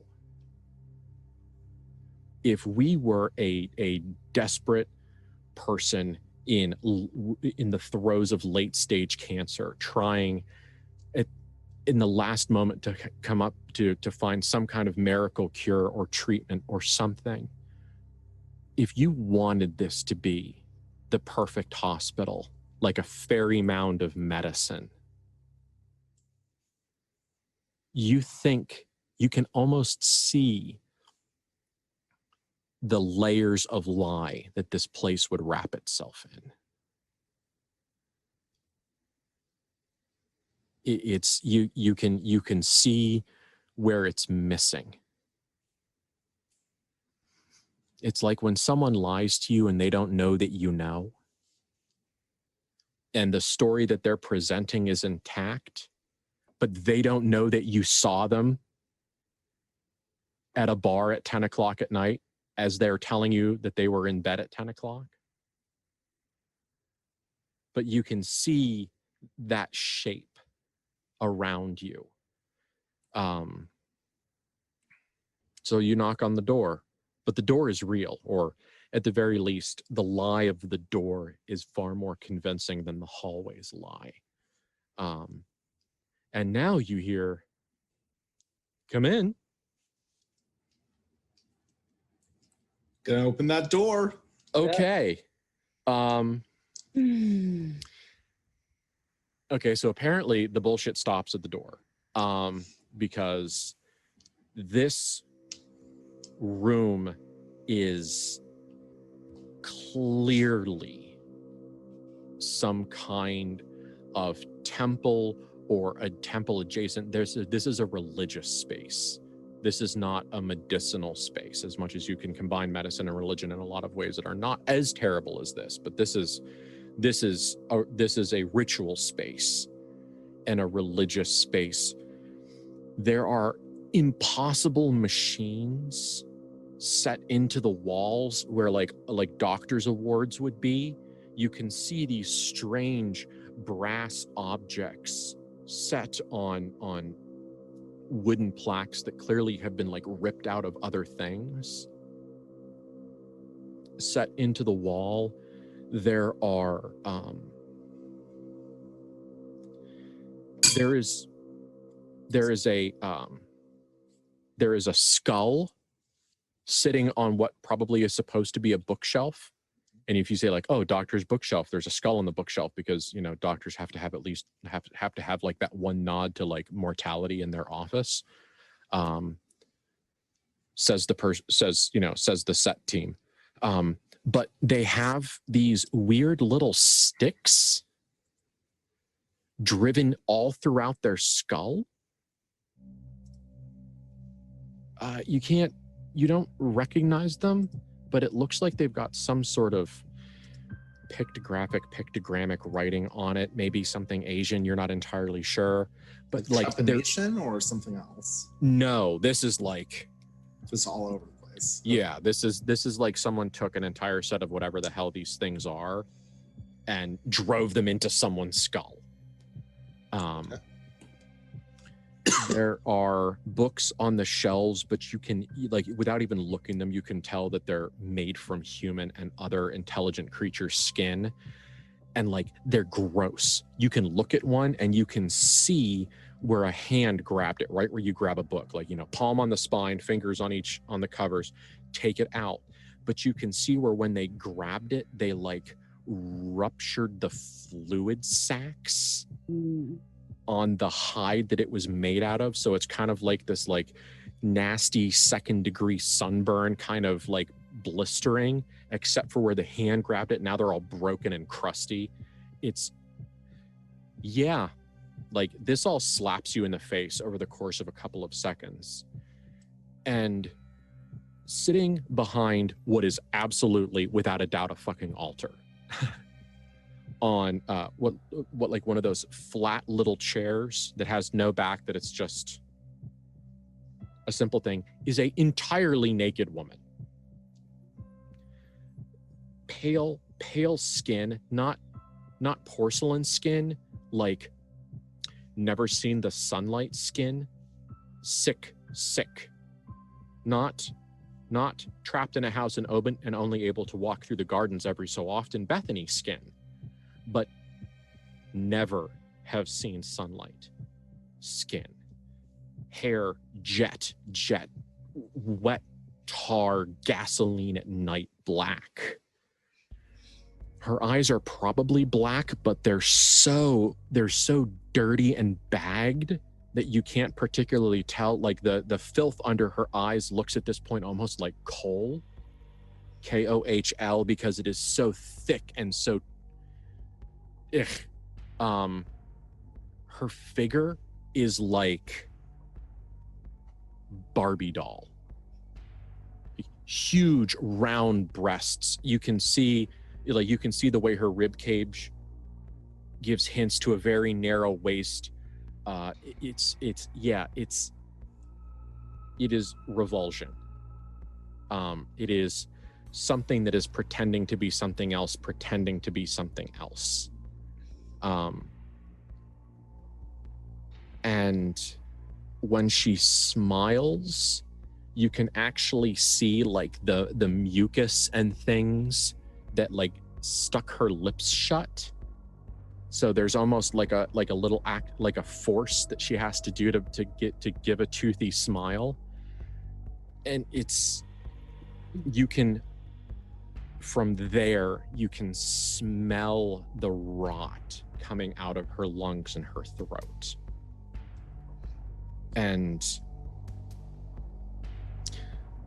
the worst part about that is is at this profound revulsion of the room and everything else, David, under his breath, at like 2 decibels, gives a wolf whistle. Wow, David. Like it's real subtle. It's not even a whistle. It's that like whistle through the like really like absolutely almost inaudible. But he's definitely like, "How you doing?" And she smiles, and she's very warm, and like I said, you can tell that you're not supposed to really be seeing all of this. Mhm. You can tell that this is a creature that is used to be functioning behind layers of lie. And she says, "Hello. Welcome to the doctor's office. Please sit down." And her voice is silken smooth and mellow. Matthew is going to try to not show any sign that he is super duper noticing all these gross things. Yes. And will smile at her with a look of relief and say, of course, and we'll go to sit down. Yeah. The chairs look like fairly good impersonation of chairs. So that's nice. Clara also goes to sit, and she kind of looks up. You must be Esme, correct? Yes, that's me. It's a pleasure to meet you. So tell me, who are you? You know, I'm Dr. Esme. Who are you? But it's that like, you know, hi, tell me your name. Let's introduce everybody to each other. And she is absolutely like, she stands up and comes around, and the rest of her figure is that same exaggerated femininity that is implied. And, you know,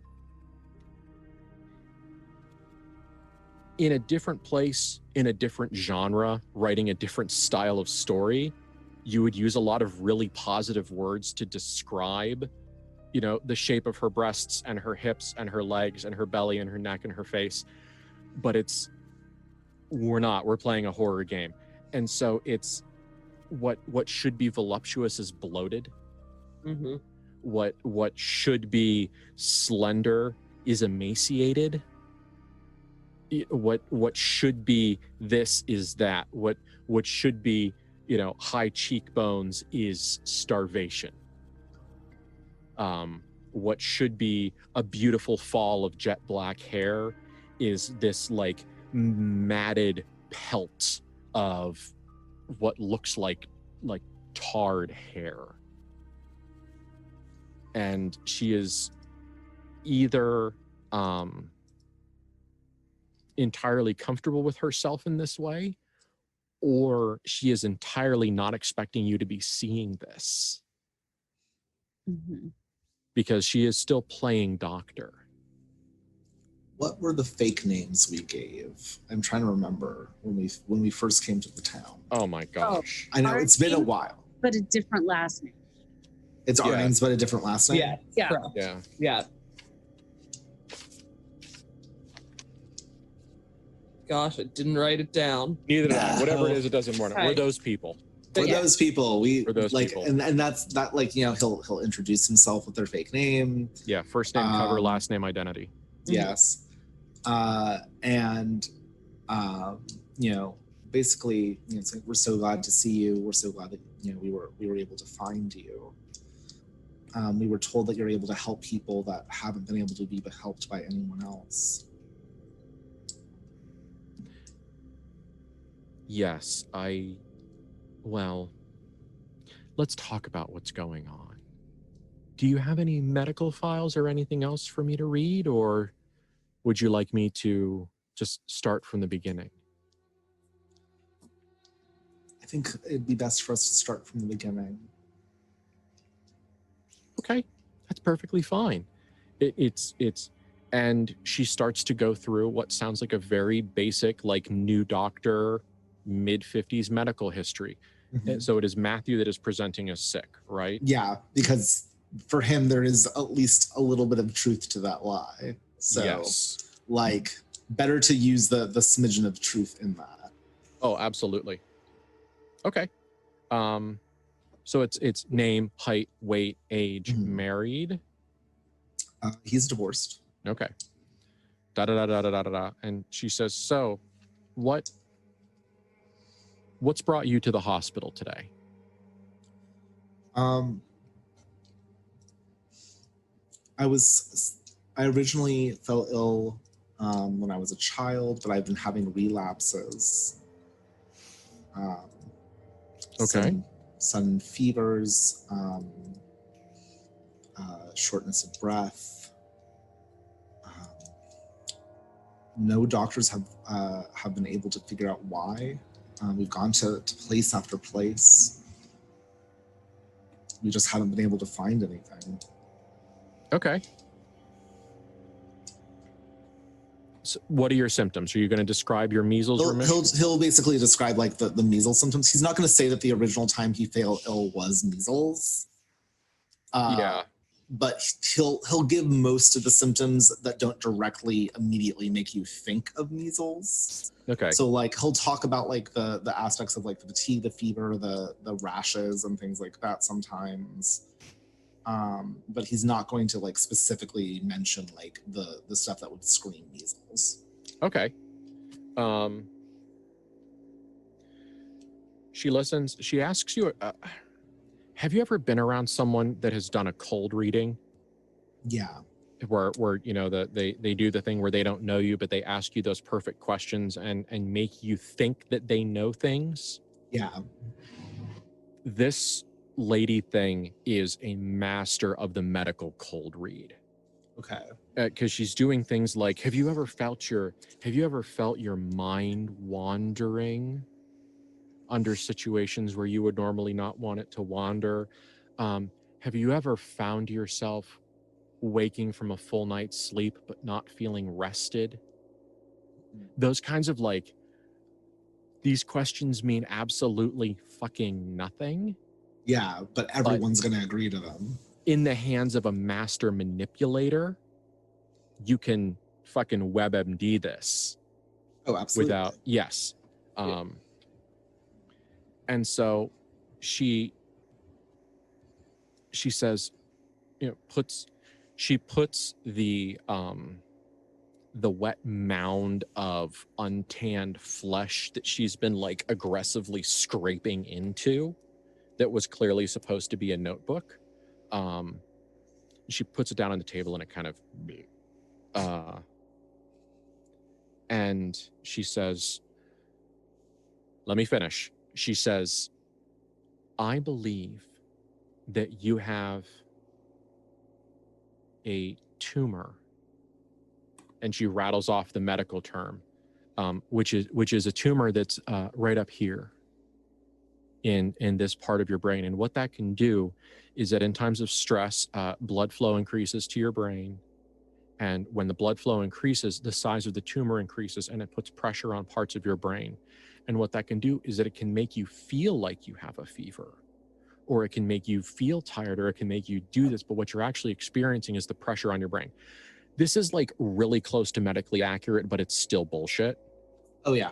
Like, and she says, now here's the thing that you're gonna need to roll dice to respond to. Okay. And she says, what we're going to need to do is we are going to need to perform a biopsy right now, because your life is on the line, sir.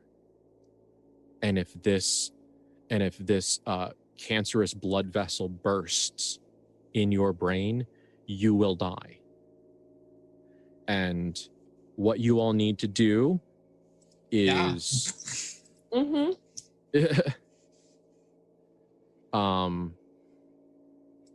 roll to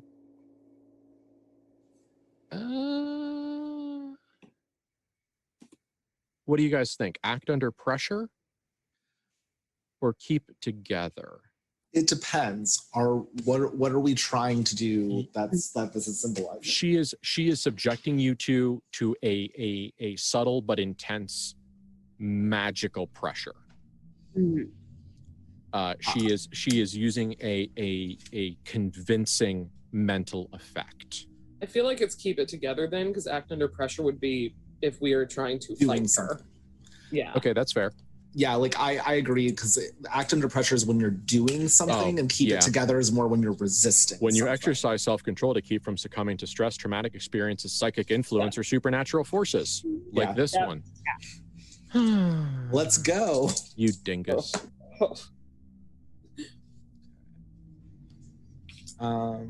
So that is plus willpower. Yep.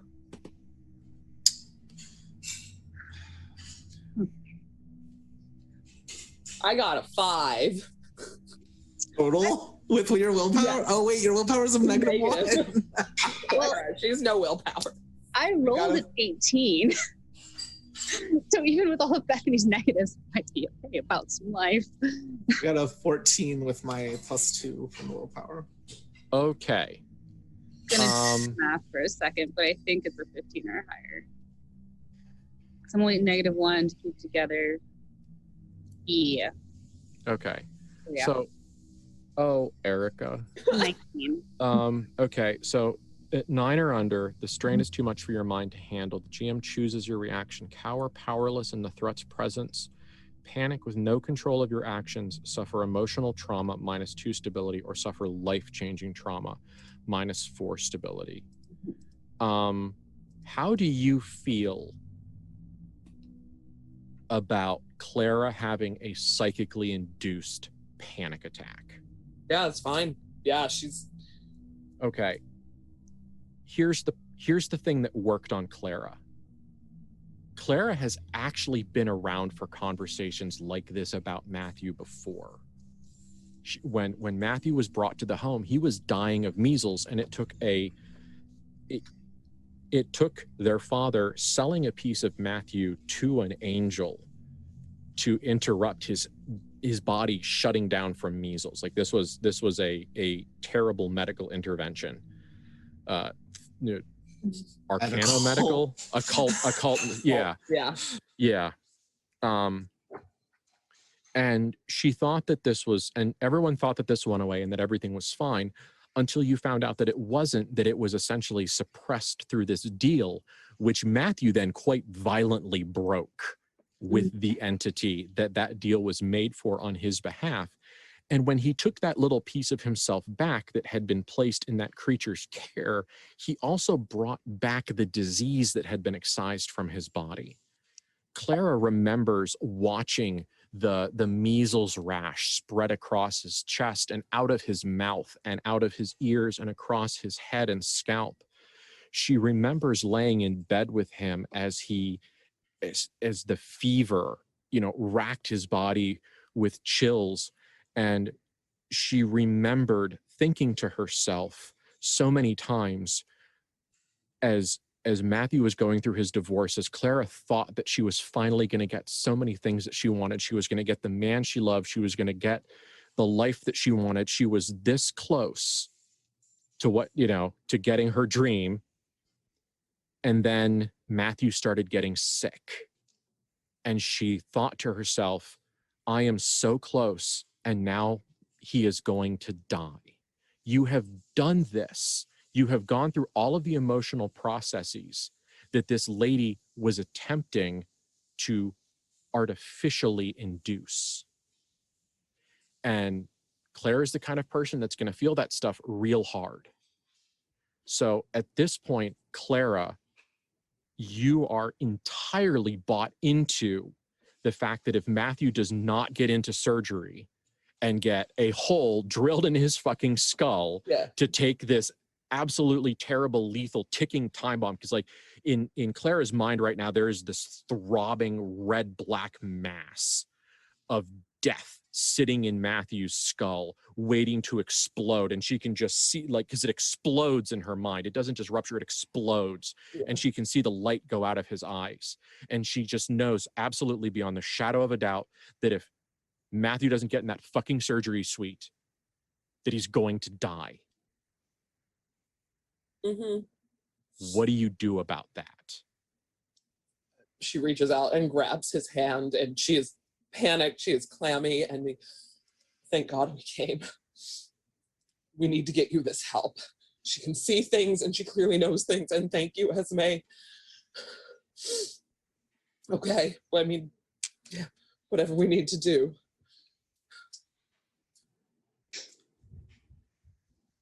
Esme says, yes, of course. Very good. Please come with me. Because once again, she's expecting all of this to make sense. She hasn't quite caught on.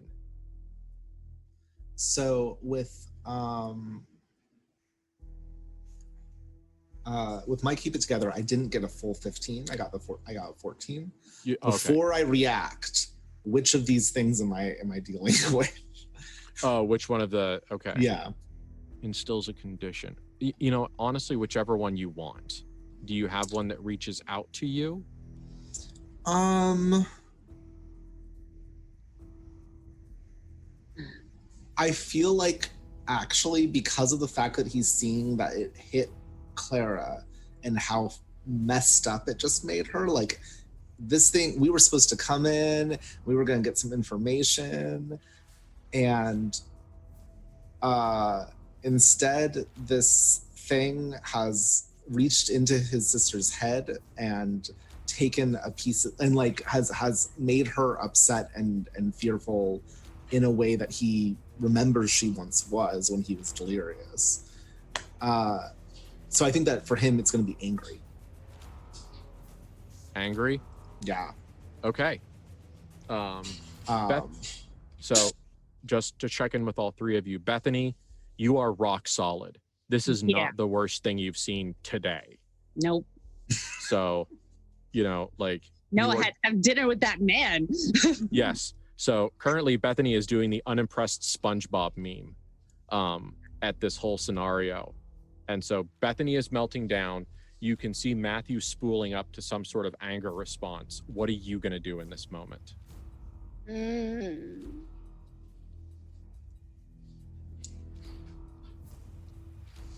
Thing she really wants to do. 1 second.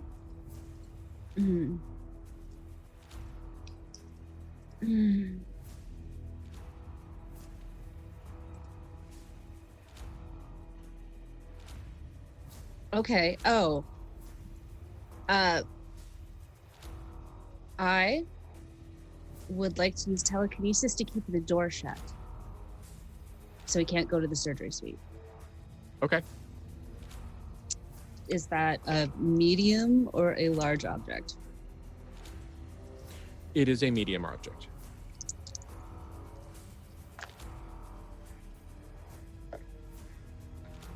Three is 12 plus 4 is 16.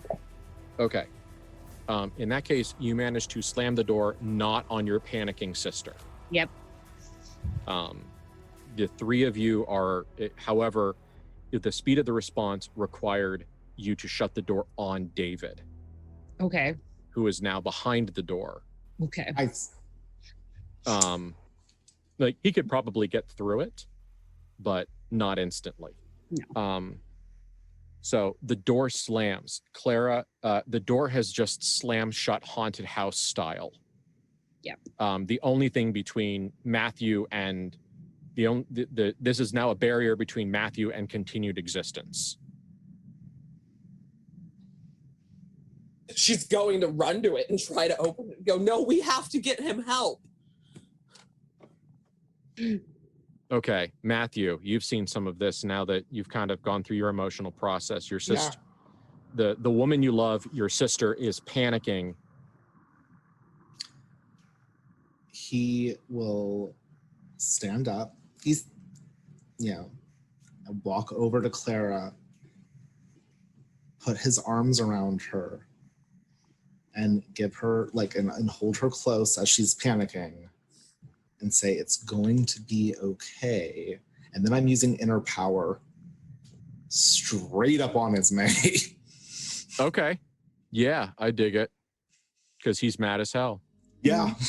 because he's just like, maybe if at this point he's basically like, if she goes away, then maybe she'll stop making my sister freak out. Okay, roll your inner power roll.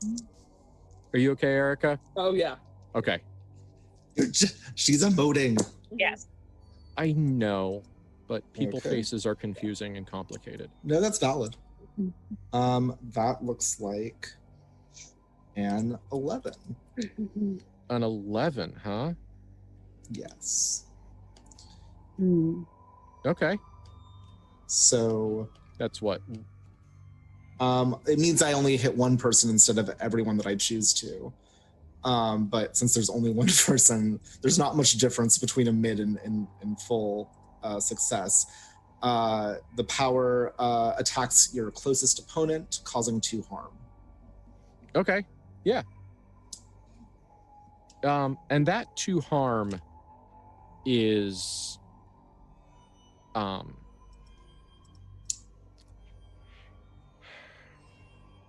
it hits her and it kind of strips away some of this like weird dead Barbie vibe. Some of the skin, the skin was not connected as tightly as skin should be. And so it kind of like peels away in these big, gross, fleshy chunks. And like one of her breasts essentially bursts from the damage. And just these lumps and spools of tumorous tissue and other things are now like leaking down the front of her.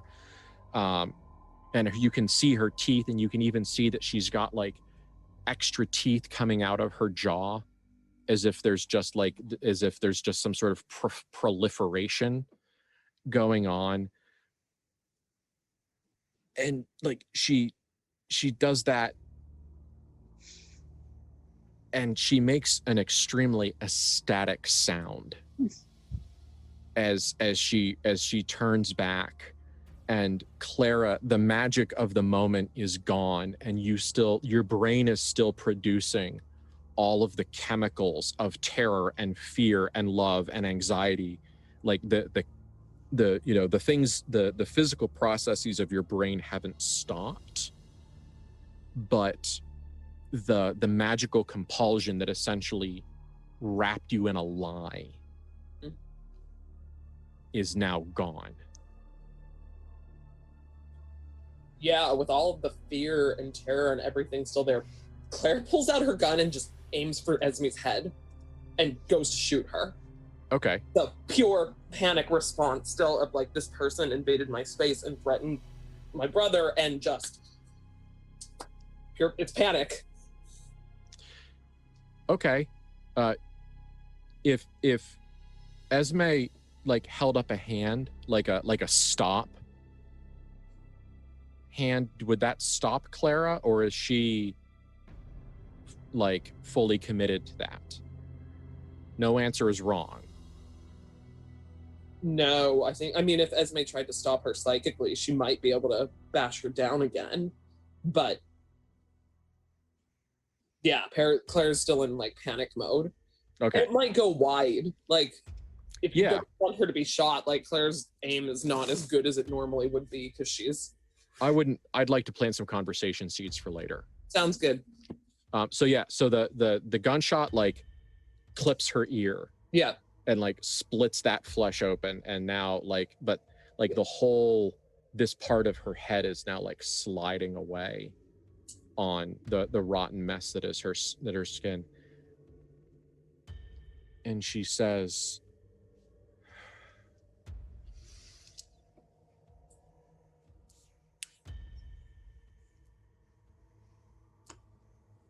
"When I saw your almost razite outside, I almost decided not to try."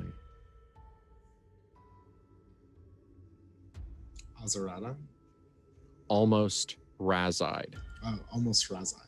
I don't Yeah. know. That may not have context to you, and that's okay. Yeah. No.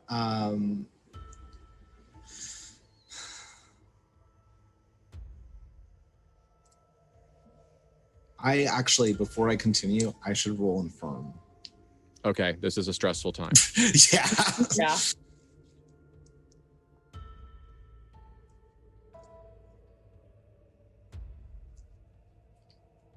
Sorry, I'm just checking because I have -1 stability. So I think it's just -1. that -1. Yeah, so it's a -1 to disadvantage rolls. So that is a 11. Okay. So I think that's what now, a -1 to your rolls? Yeah, and so like as he's hugging Clara, she can feel him getting warm, Yeah. basically. And he will respond.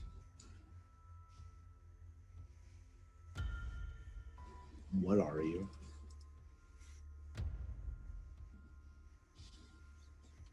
And she kind of like starts pushing her ear back in.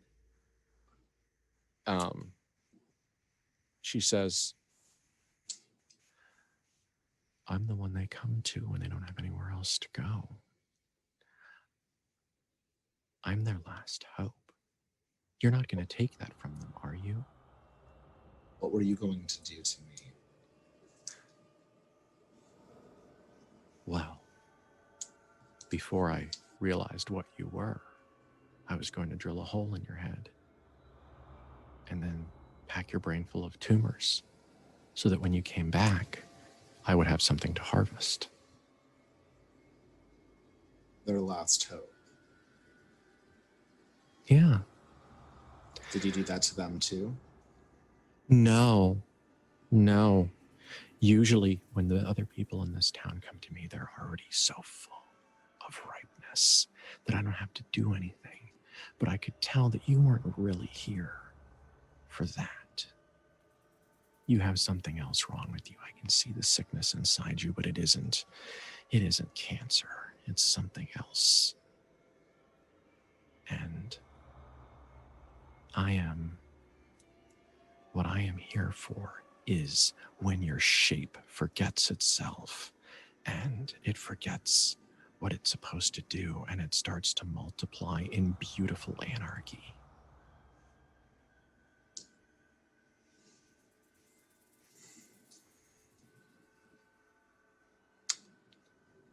I'm not hurting anyone. I'm just validating their death. Well, the only way this ends peacefully is if you stop. Stop intruding on this territory and other people's territory and you leave. Territory, that's an interesting word to say. Who told you that this was an intrusion on their territory? Matter. That is the message.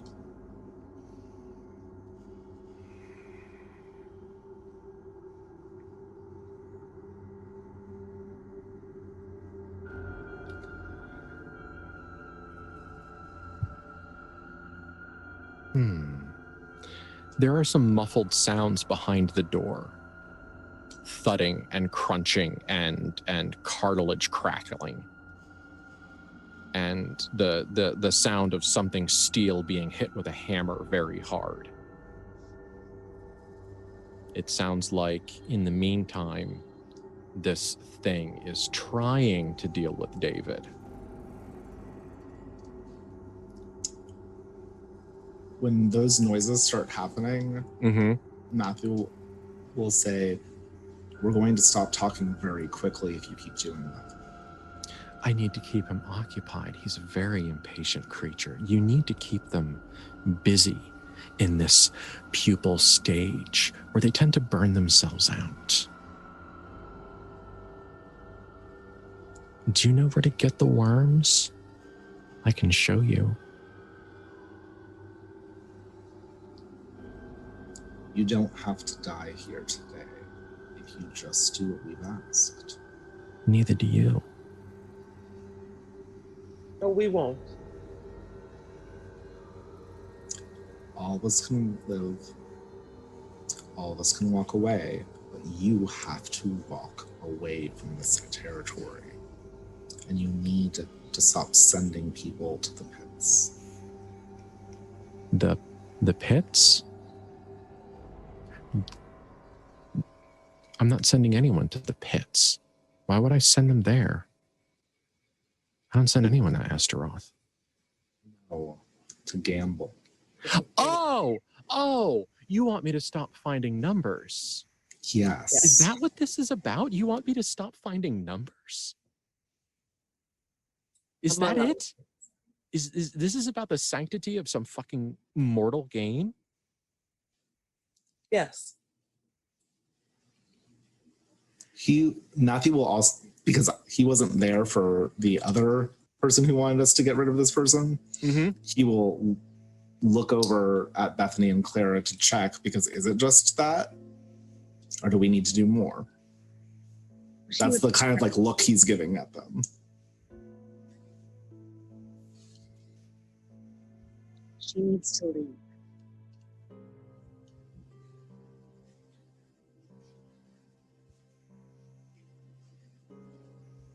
You're gonna make me?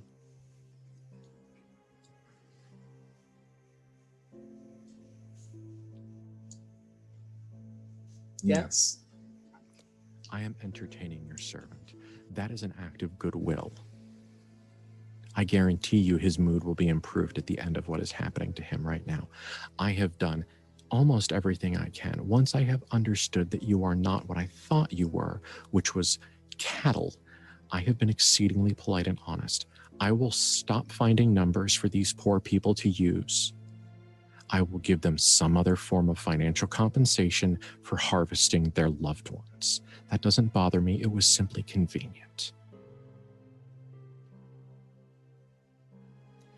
There is so much here. This is a mine of unimaginable wealth for me. There have to be places that are beneficial for you as well. Of course, but I'm here. What am I going to get? What are you going to give me? How will you compensate me for walking away from one of the most productive, I'll be honest, one of the most productive grifts I've had in a really long time? To use human words, you're asking me to throw away my retirement. I am investing in my own future with this place. If you care about your continued existence, you will leave. There is nothing in Elysium that can kill me. It is just a bit of transfigurative inconvenience. What is it that you're getting here that you want more of? Why is this the beneficial one for you? She reaches into her stomach and pulls out like a loop of like intestine and spleen and whatever's over here. And it's black and tarry and just dripping with these huge, monstrous tumors, almost more than her body cavity could hold. It's like running down her hands. And she says, this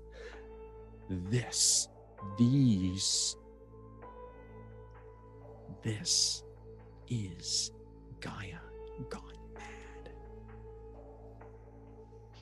This is the breaking of the world. This is me. And for every piece of this I take in, I am empowered. Matthew will look at Bethany and Clara and say, was this about location or was this about people?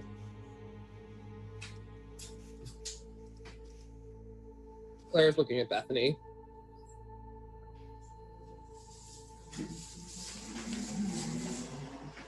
I think you're muted, Kate. I'm just quiet. Okay.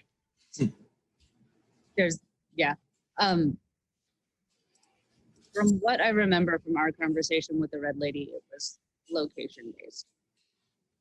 But I don't know. I don't remember. She was almost deliberately vague. Yeah.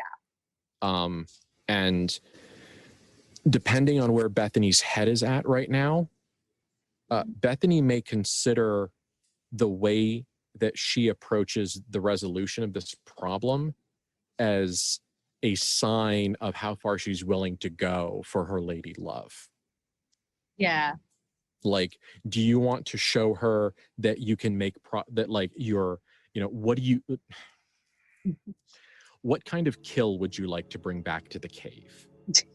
You know, do you want to say, look how smart and subtle I am, look what kind of a problem solver I am, or do you want to say kind of like witness me in my glory? Like what kind of a vibe do you want to come back with?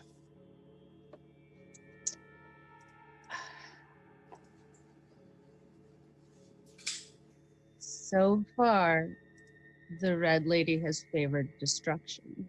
She absolutely has. That's what Bethany would want to do. Okay. She would want to do the thing that was impressive. Okay. So what is the answer that Bethany gives when he asks? Because it can be a lie. Yeah.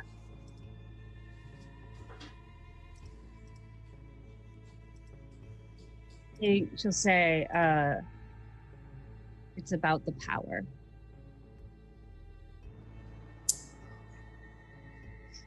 Okay. So is this going to go into violence? Yeah, because his idea basically would have been that, because like if we could just send the people to her, we could relocate her and create a foundation that would literally get the people going straight to her and like politely like guide them straight into the monster's mouth, and she would get more recognition. She would get more people coming to her because it wasn't just whispers in the corridors. It wasn't just like, you know, little people doing by word of mouth. This would have backing. This would be philanthropy.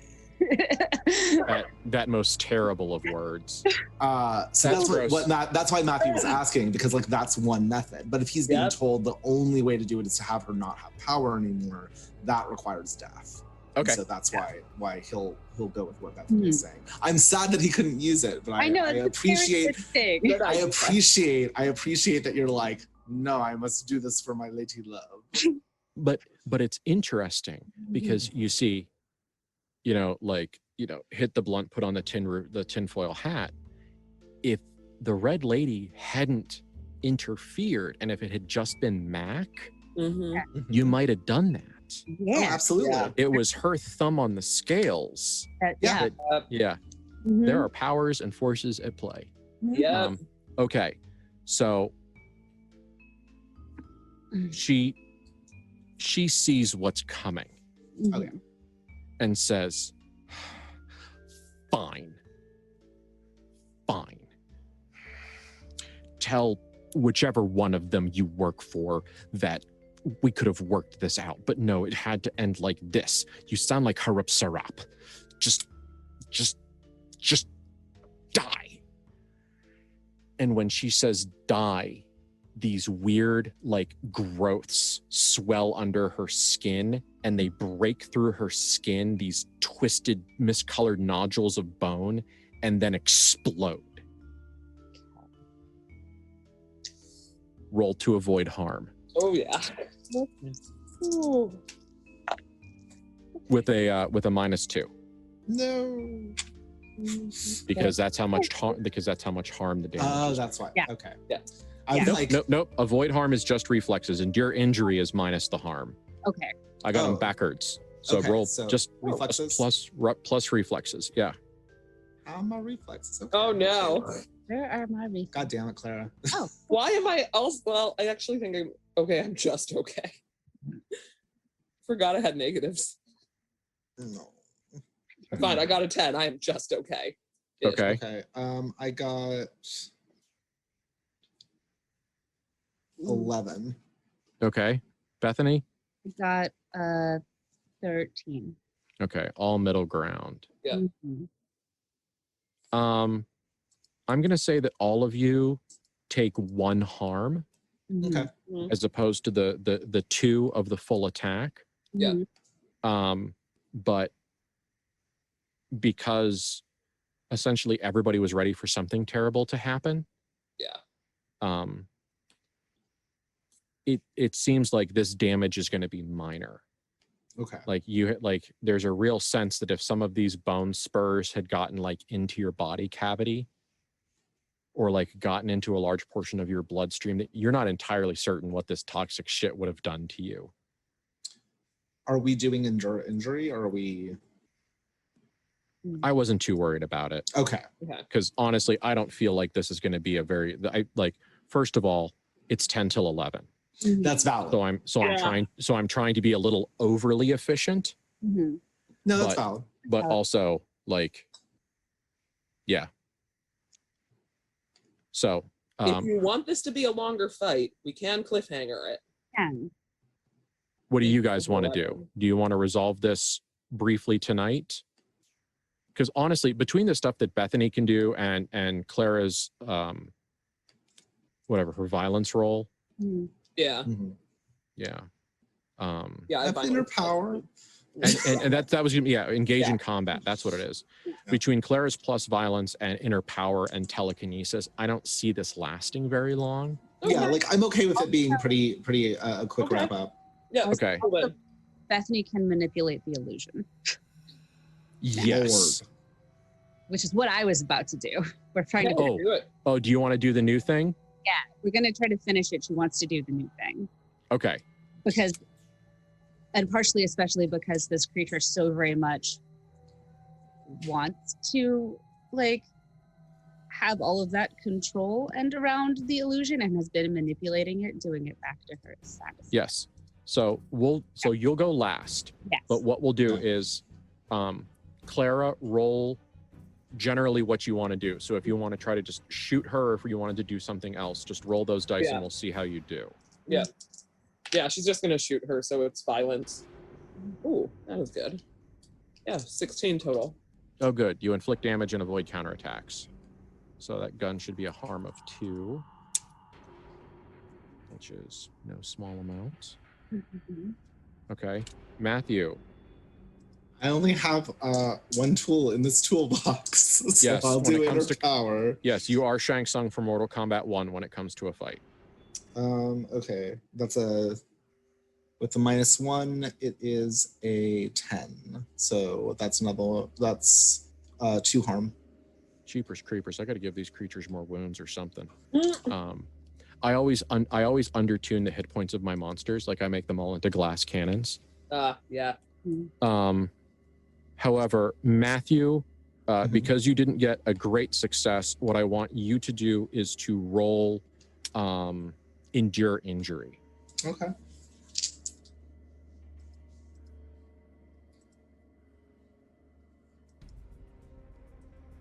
What am I minusing? Nothing. Okay. It's an effect that is best represented by rolling 2 endure injury. Okay. That is 11. 11. That's not a 9. It is not a 9. You are still standing, but the GM picks when the injury throws you off balance, you lose something, you receive a serious wound. Matthew, as you kind of manifest what's inside you, she counters by manifesting what's inside her, and she blasts you in the face with like a tritium flare. What? A bright acetinic arc welding sort of light. Okay. That has damaged your vision and will go away mostly tomorrow and provide only fuel for role play. Yeah. But right now, you have like your eyes physically hurt. I don't know if you've ever had the experience of your manifestly stupid storyteller and stared at an arc welder before anybody told you not to, but it feels like your eyes have sandburn. Oh. And I have never been near an arc welder, but I appreciate that you think that I'm cool enough to have been so. But yeah, I get the idea. Yeah. I never assume that where anyone is where they started. So yeah, it's your eyes have sunburn. Okay, that's like, horrible. Like you feel it on your skin a little bit, but it was mostly a really bright flash of light that is essentially given your cornea sunburn. Okay. And it hurts as fucking bad as you think it does. Yeah, that sounds like it. Yeah, so it's definitely like you have some vision trouble, and there's a lot of the you know, the Jean-Claude Van Damme at the end of Bloodsport the Oh my blinking God. and the yelling. But okay.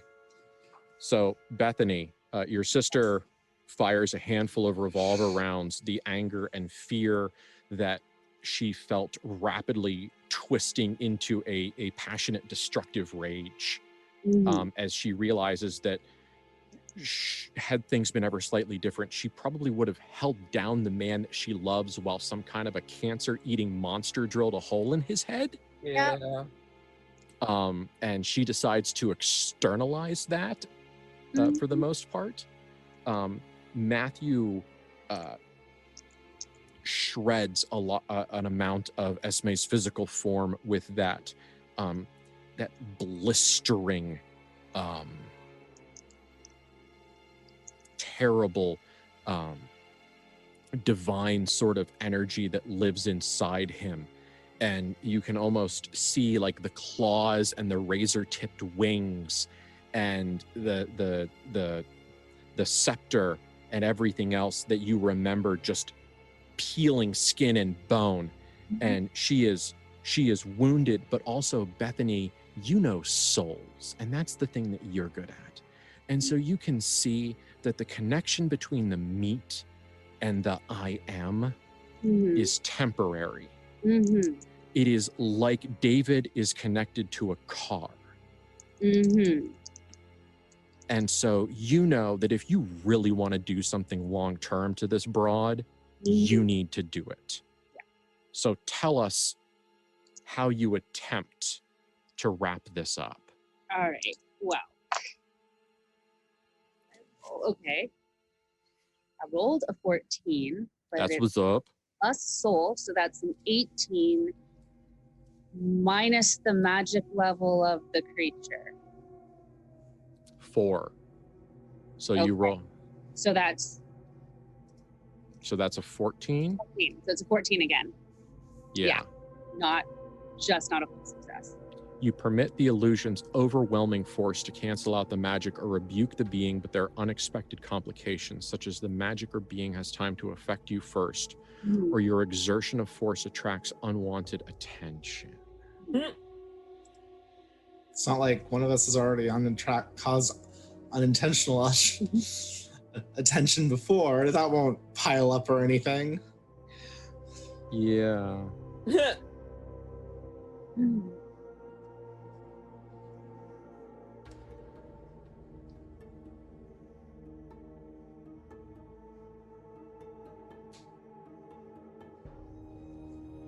Bethany, as you tell me what you do. Give me the vibe. Tell me the flavor. Okay. This is the first time you've used this. The first time I've used it, yeah. Part of it is me being like, well, how she wants to sever the I am from the meat, and either dispel it in a way that it can't come back, or if we're manipulating the illusion, shove it into a cancer patient who is dying so it can feel the death. Ooh, You're so mean. good. I love it. She likes the cancer. She can have all of it that she wants in the dying times right now. Yes. That's so terrible. I love it. So yes, what you do is that Clara and Matthew have essentially severed the I am from the meat. I mean, there was a tiny little like gossamer string connecting the two, but that's severable with a thought.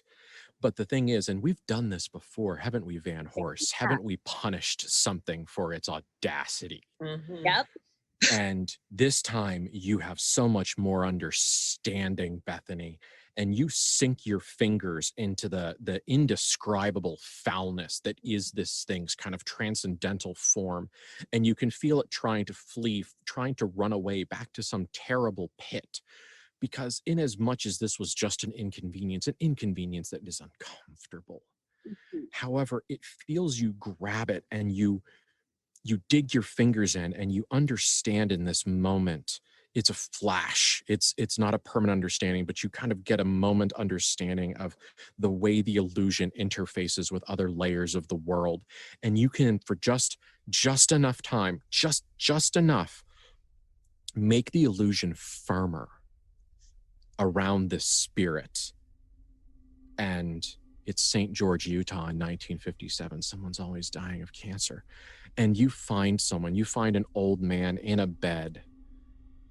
His lungs are riddled with death, and he can barely breathe, and he can't move. He can't get enough oxygen to do anything. All he can do is lay in bed and thinking about slowly strangling to death. And you find it, and you say, this is a soul, and that is a body. And the laws of Elysium say that souls are supposed to be in bodies. So you flick the man's soul out. It's almost gone anyway. What's it really matter? They're just meat. You flick the man's soul out with this with your hand as if you were knocking a glass of brandy off a table, and jam this creature's soul in, and just remind the world around it the souls are supposed to be in body. Those are the rules. And it's not going to last forever, but it's going to last for long enough for it to suck. Mm-hmm. And you draw away, and there's this moment of fuck you, of absolute just malicious vainglory. And then you look at your hands, Mm-hmm. and the spots where you held on to this creature, and you know it's a representation of your spirit, but you see the skin and muscle sloughing off the bones, and you see twisted, cancerous is the right word, but it's not good enough, osteosarcomic claws manifest, and you know that this is going to be the thing that you have to keep at bay. Mm-hmm. That now, until you become something so other that this can't affect you anymore, it is going to be a race between the red lady and the lady in black. All right. Which one is going to take your soul? You're going to lose it, but you just have to pick which one gets it. She knows where it wants to go. It's fine. It's fine. For her. Yeah. Just got to make sure she takes it first. So the corpse woman, this tumorous beast, this thing, Matthew, you can only see it barely, but you hear, because your ears are fine, the pain-filled, angry wail that stops and strangles, and right before the body loses its cohesion, you hear the beginning of an actual shriek of terror. And then the sound of a throat swelling or decaying, and the flesh sloughs, and the whole body just falls apart to pieces. And you can see worms and viscera and things, and the bones start to dig into the floor and grow into the walls. Now the intellect that was controlling this is gone, and now it is just a mess of overfed cancer, mestitizing wildly until it runs out of calories and dies. Clara, you hear the scream, and you also see a moment of absolute existential terror. And you think that this isn't done, that Esme is going to, that you have made an enemy here, but it's an enemy for later, because whatever just happened to this thing is going to take a while to walk away from.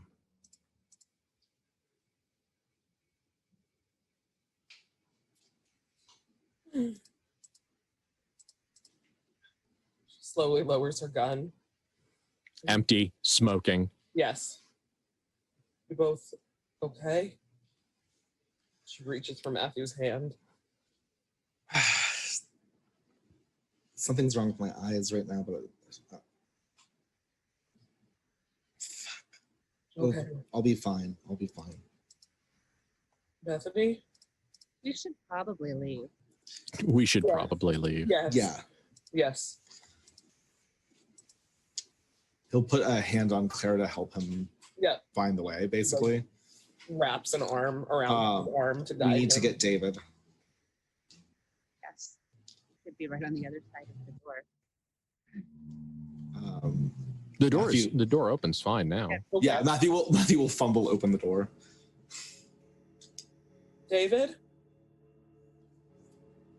And David like Mrs. Doubtfire like pops up like with this big grin on his face with big splashes of like blood and viscera like all the way across his clothes. He looks like Gwar and Gallagher did a combo show. Oh, God. And he says, "Yes, Good Well, job. Okay. Good job. We should is go. that it?" That's it. But, Oh. Well, I guess we leave now, huh? Yeah. I'll have to clean up. Get Matthew to lick it off you. And like he just starts to walk up the stairs. Claire might actually blush a little. She's holding on to Matthew's arm, quietly walks up the stairs, but is actually blushing. Let's go. And off we go. Back upstairs. Yep. Matthew's like, I'm gonna have to he's like, I would normally say something about how that's inappropriate, but I'm currently half blind. Let's not. And David is clearly high on murder. Yeah, he's like, we'll deal with that later. Yeah. Yeah. Okay. All right. Right? So, but I do want to have a little check-in with you guys because that was a very active game. Yeah. How are we doing? Are we satisfied? I'm good. It was Okay. gross, but like in a good way. Okay. You are good as in you are 11 o'clock at night and it's tired and it's Sunday night. Yeah, Or- no. Like I mean, like it was enjoyable. It was a good game. It's Okay. hard to be like I had a great time, while also being like it was super gross and like that was why Okay. I had a great time. It's that weird thing where you're like I love this horror game. No, not thrilled, but deeply satisfied. Yes, that's a good Okay. way of putting it. That's Like fine. I enjoyed my horror. Thank you. Okay. So yeah, It's good. yeah, that was interesting and fun. And we'll have to see where this goes I'm because excited. Yeah. yeah, it's like I am really excited because it's kind of like we talked about it last game, having the conversation where we got a little bit more of our needs and wants like hammered out and more visible.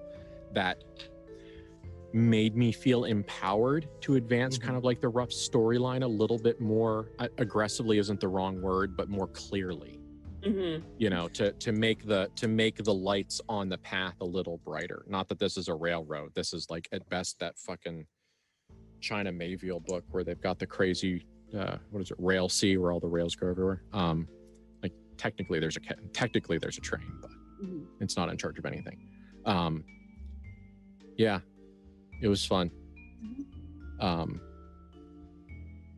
So that was yeah, I don't know, I could probably talk about it for like 3 hours. I could probably after show it, but I'm glad that everybody had fun. Bethany, how did that power feel? Like we collaborated on how that looked. Did that That was good. That okay? was fun. Yeah. Erica, did you get to have good feelings? Yeah. Okay, good. Things are good. Yeah. Clara will just sneak back to the pharmacy to get the drugs after she puts everybody to bed. Yeah, I mean, you could honestly probably just do it on the way out. Like, wait, David, like Matthew needs something for the pain.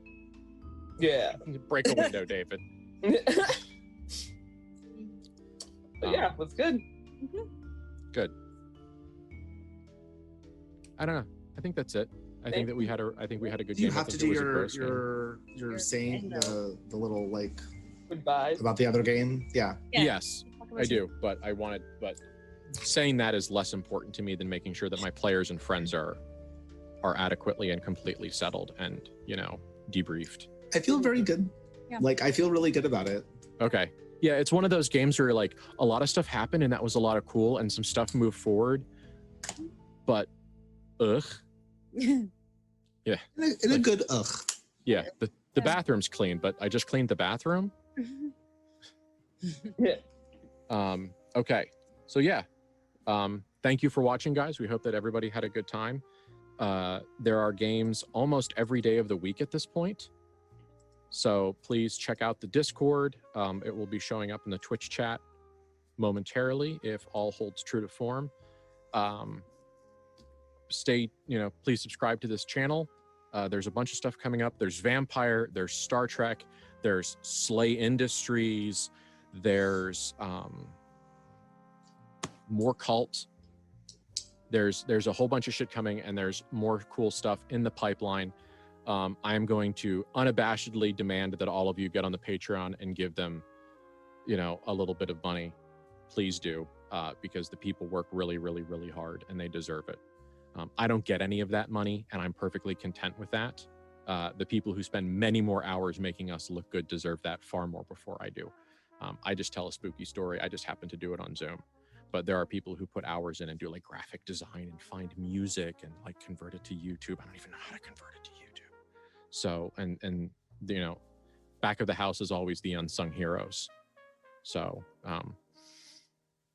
yeah, that's it. I think it's 10 after 11. I clock in 9 hours. Yeah, go sleep.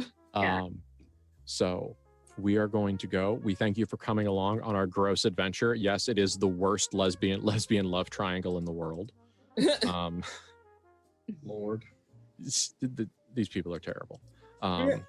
But we'll be back in 2 weeks, and that will be some terrifyingly late date, August 1st. Jeepers creepers, it's going to be August in 2 weeks. Yeah. So guys, if you're in the US, it's really fucking hot. It's really fucking hot, and it's really fucking humid. Stay inside, drink your water, take care of yourself, be conscious of yourself. There's a lot of medicines that make you more susceptible to heat. Be aware of them. If you have a high amount of testosterone in your body, that also makes you warmer and more susceptible to heat. So if you're a person with a large amount of testosterone in your body, take care of yourself. It's going to sneak up on you. Stay in shade, drink your water, wear your sunscreen. We want to see all of you on the stream, logged in, happy, safe, and sane every time you want to be. So you are important to us because we like it when you come and watch. So please take care of yourselves, and we will see you soon. Thanks a lot.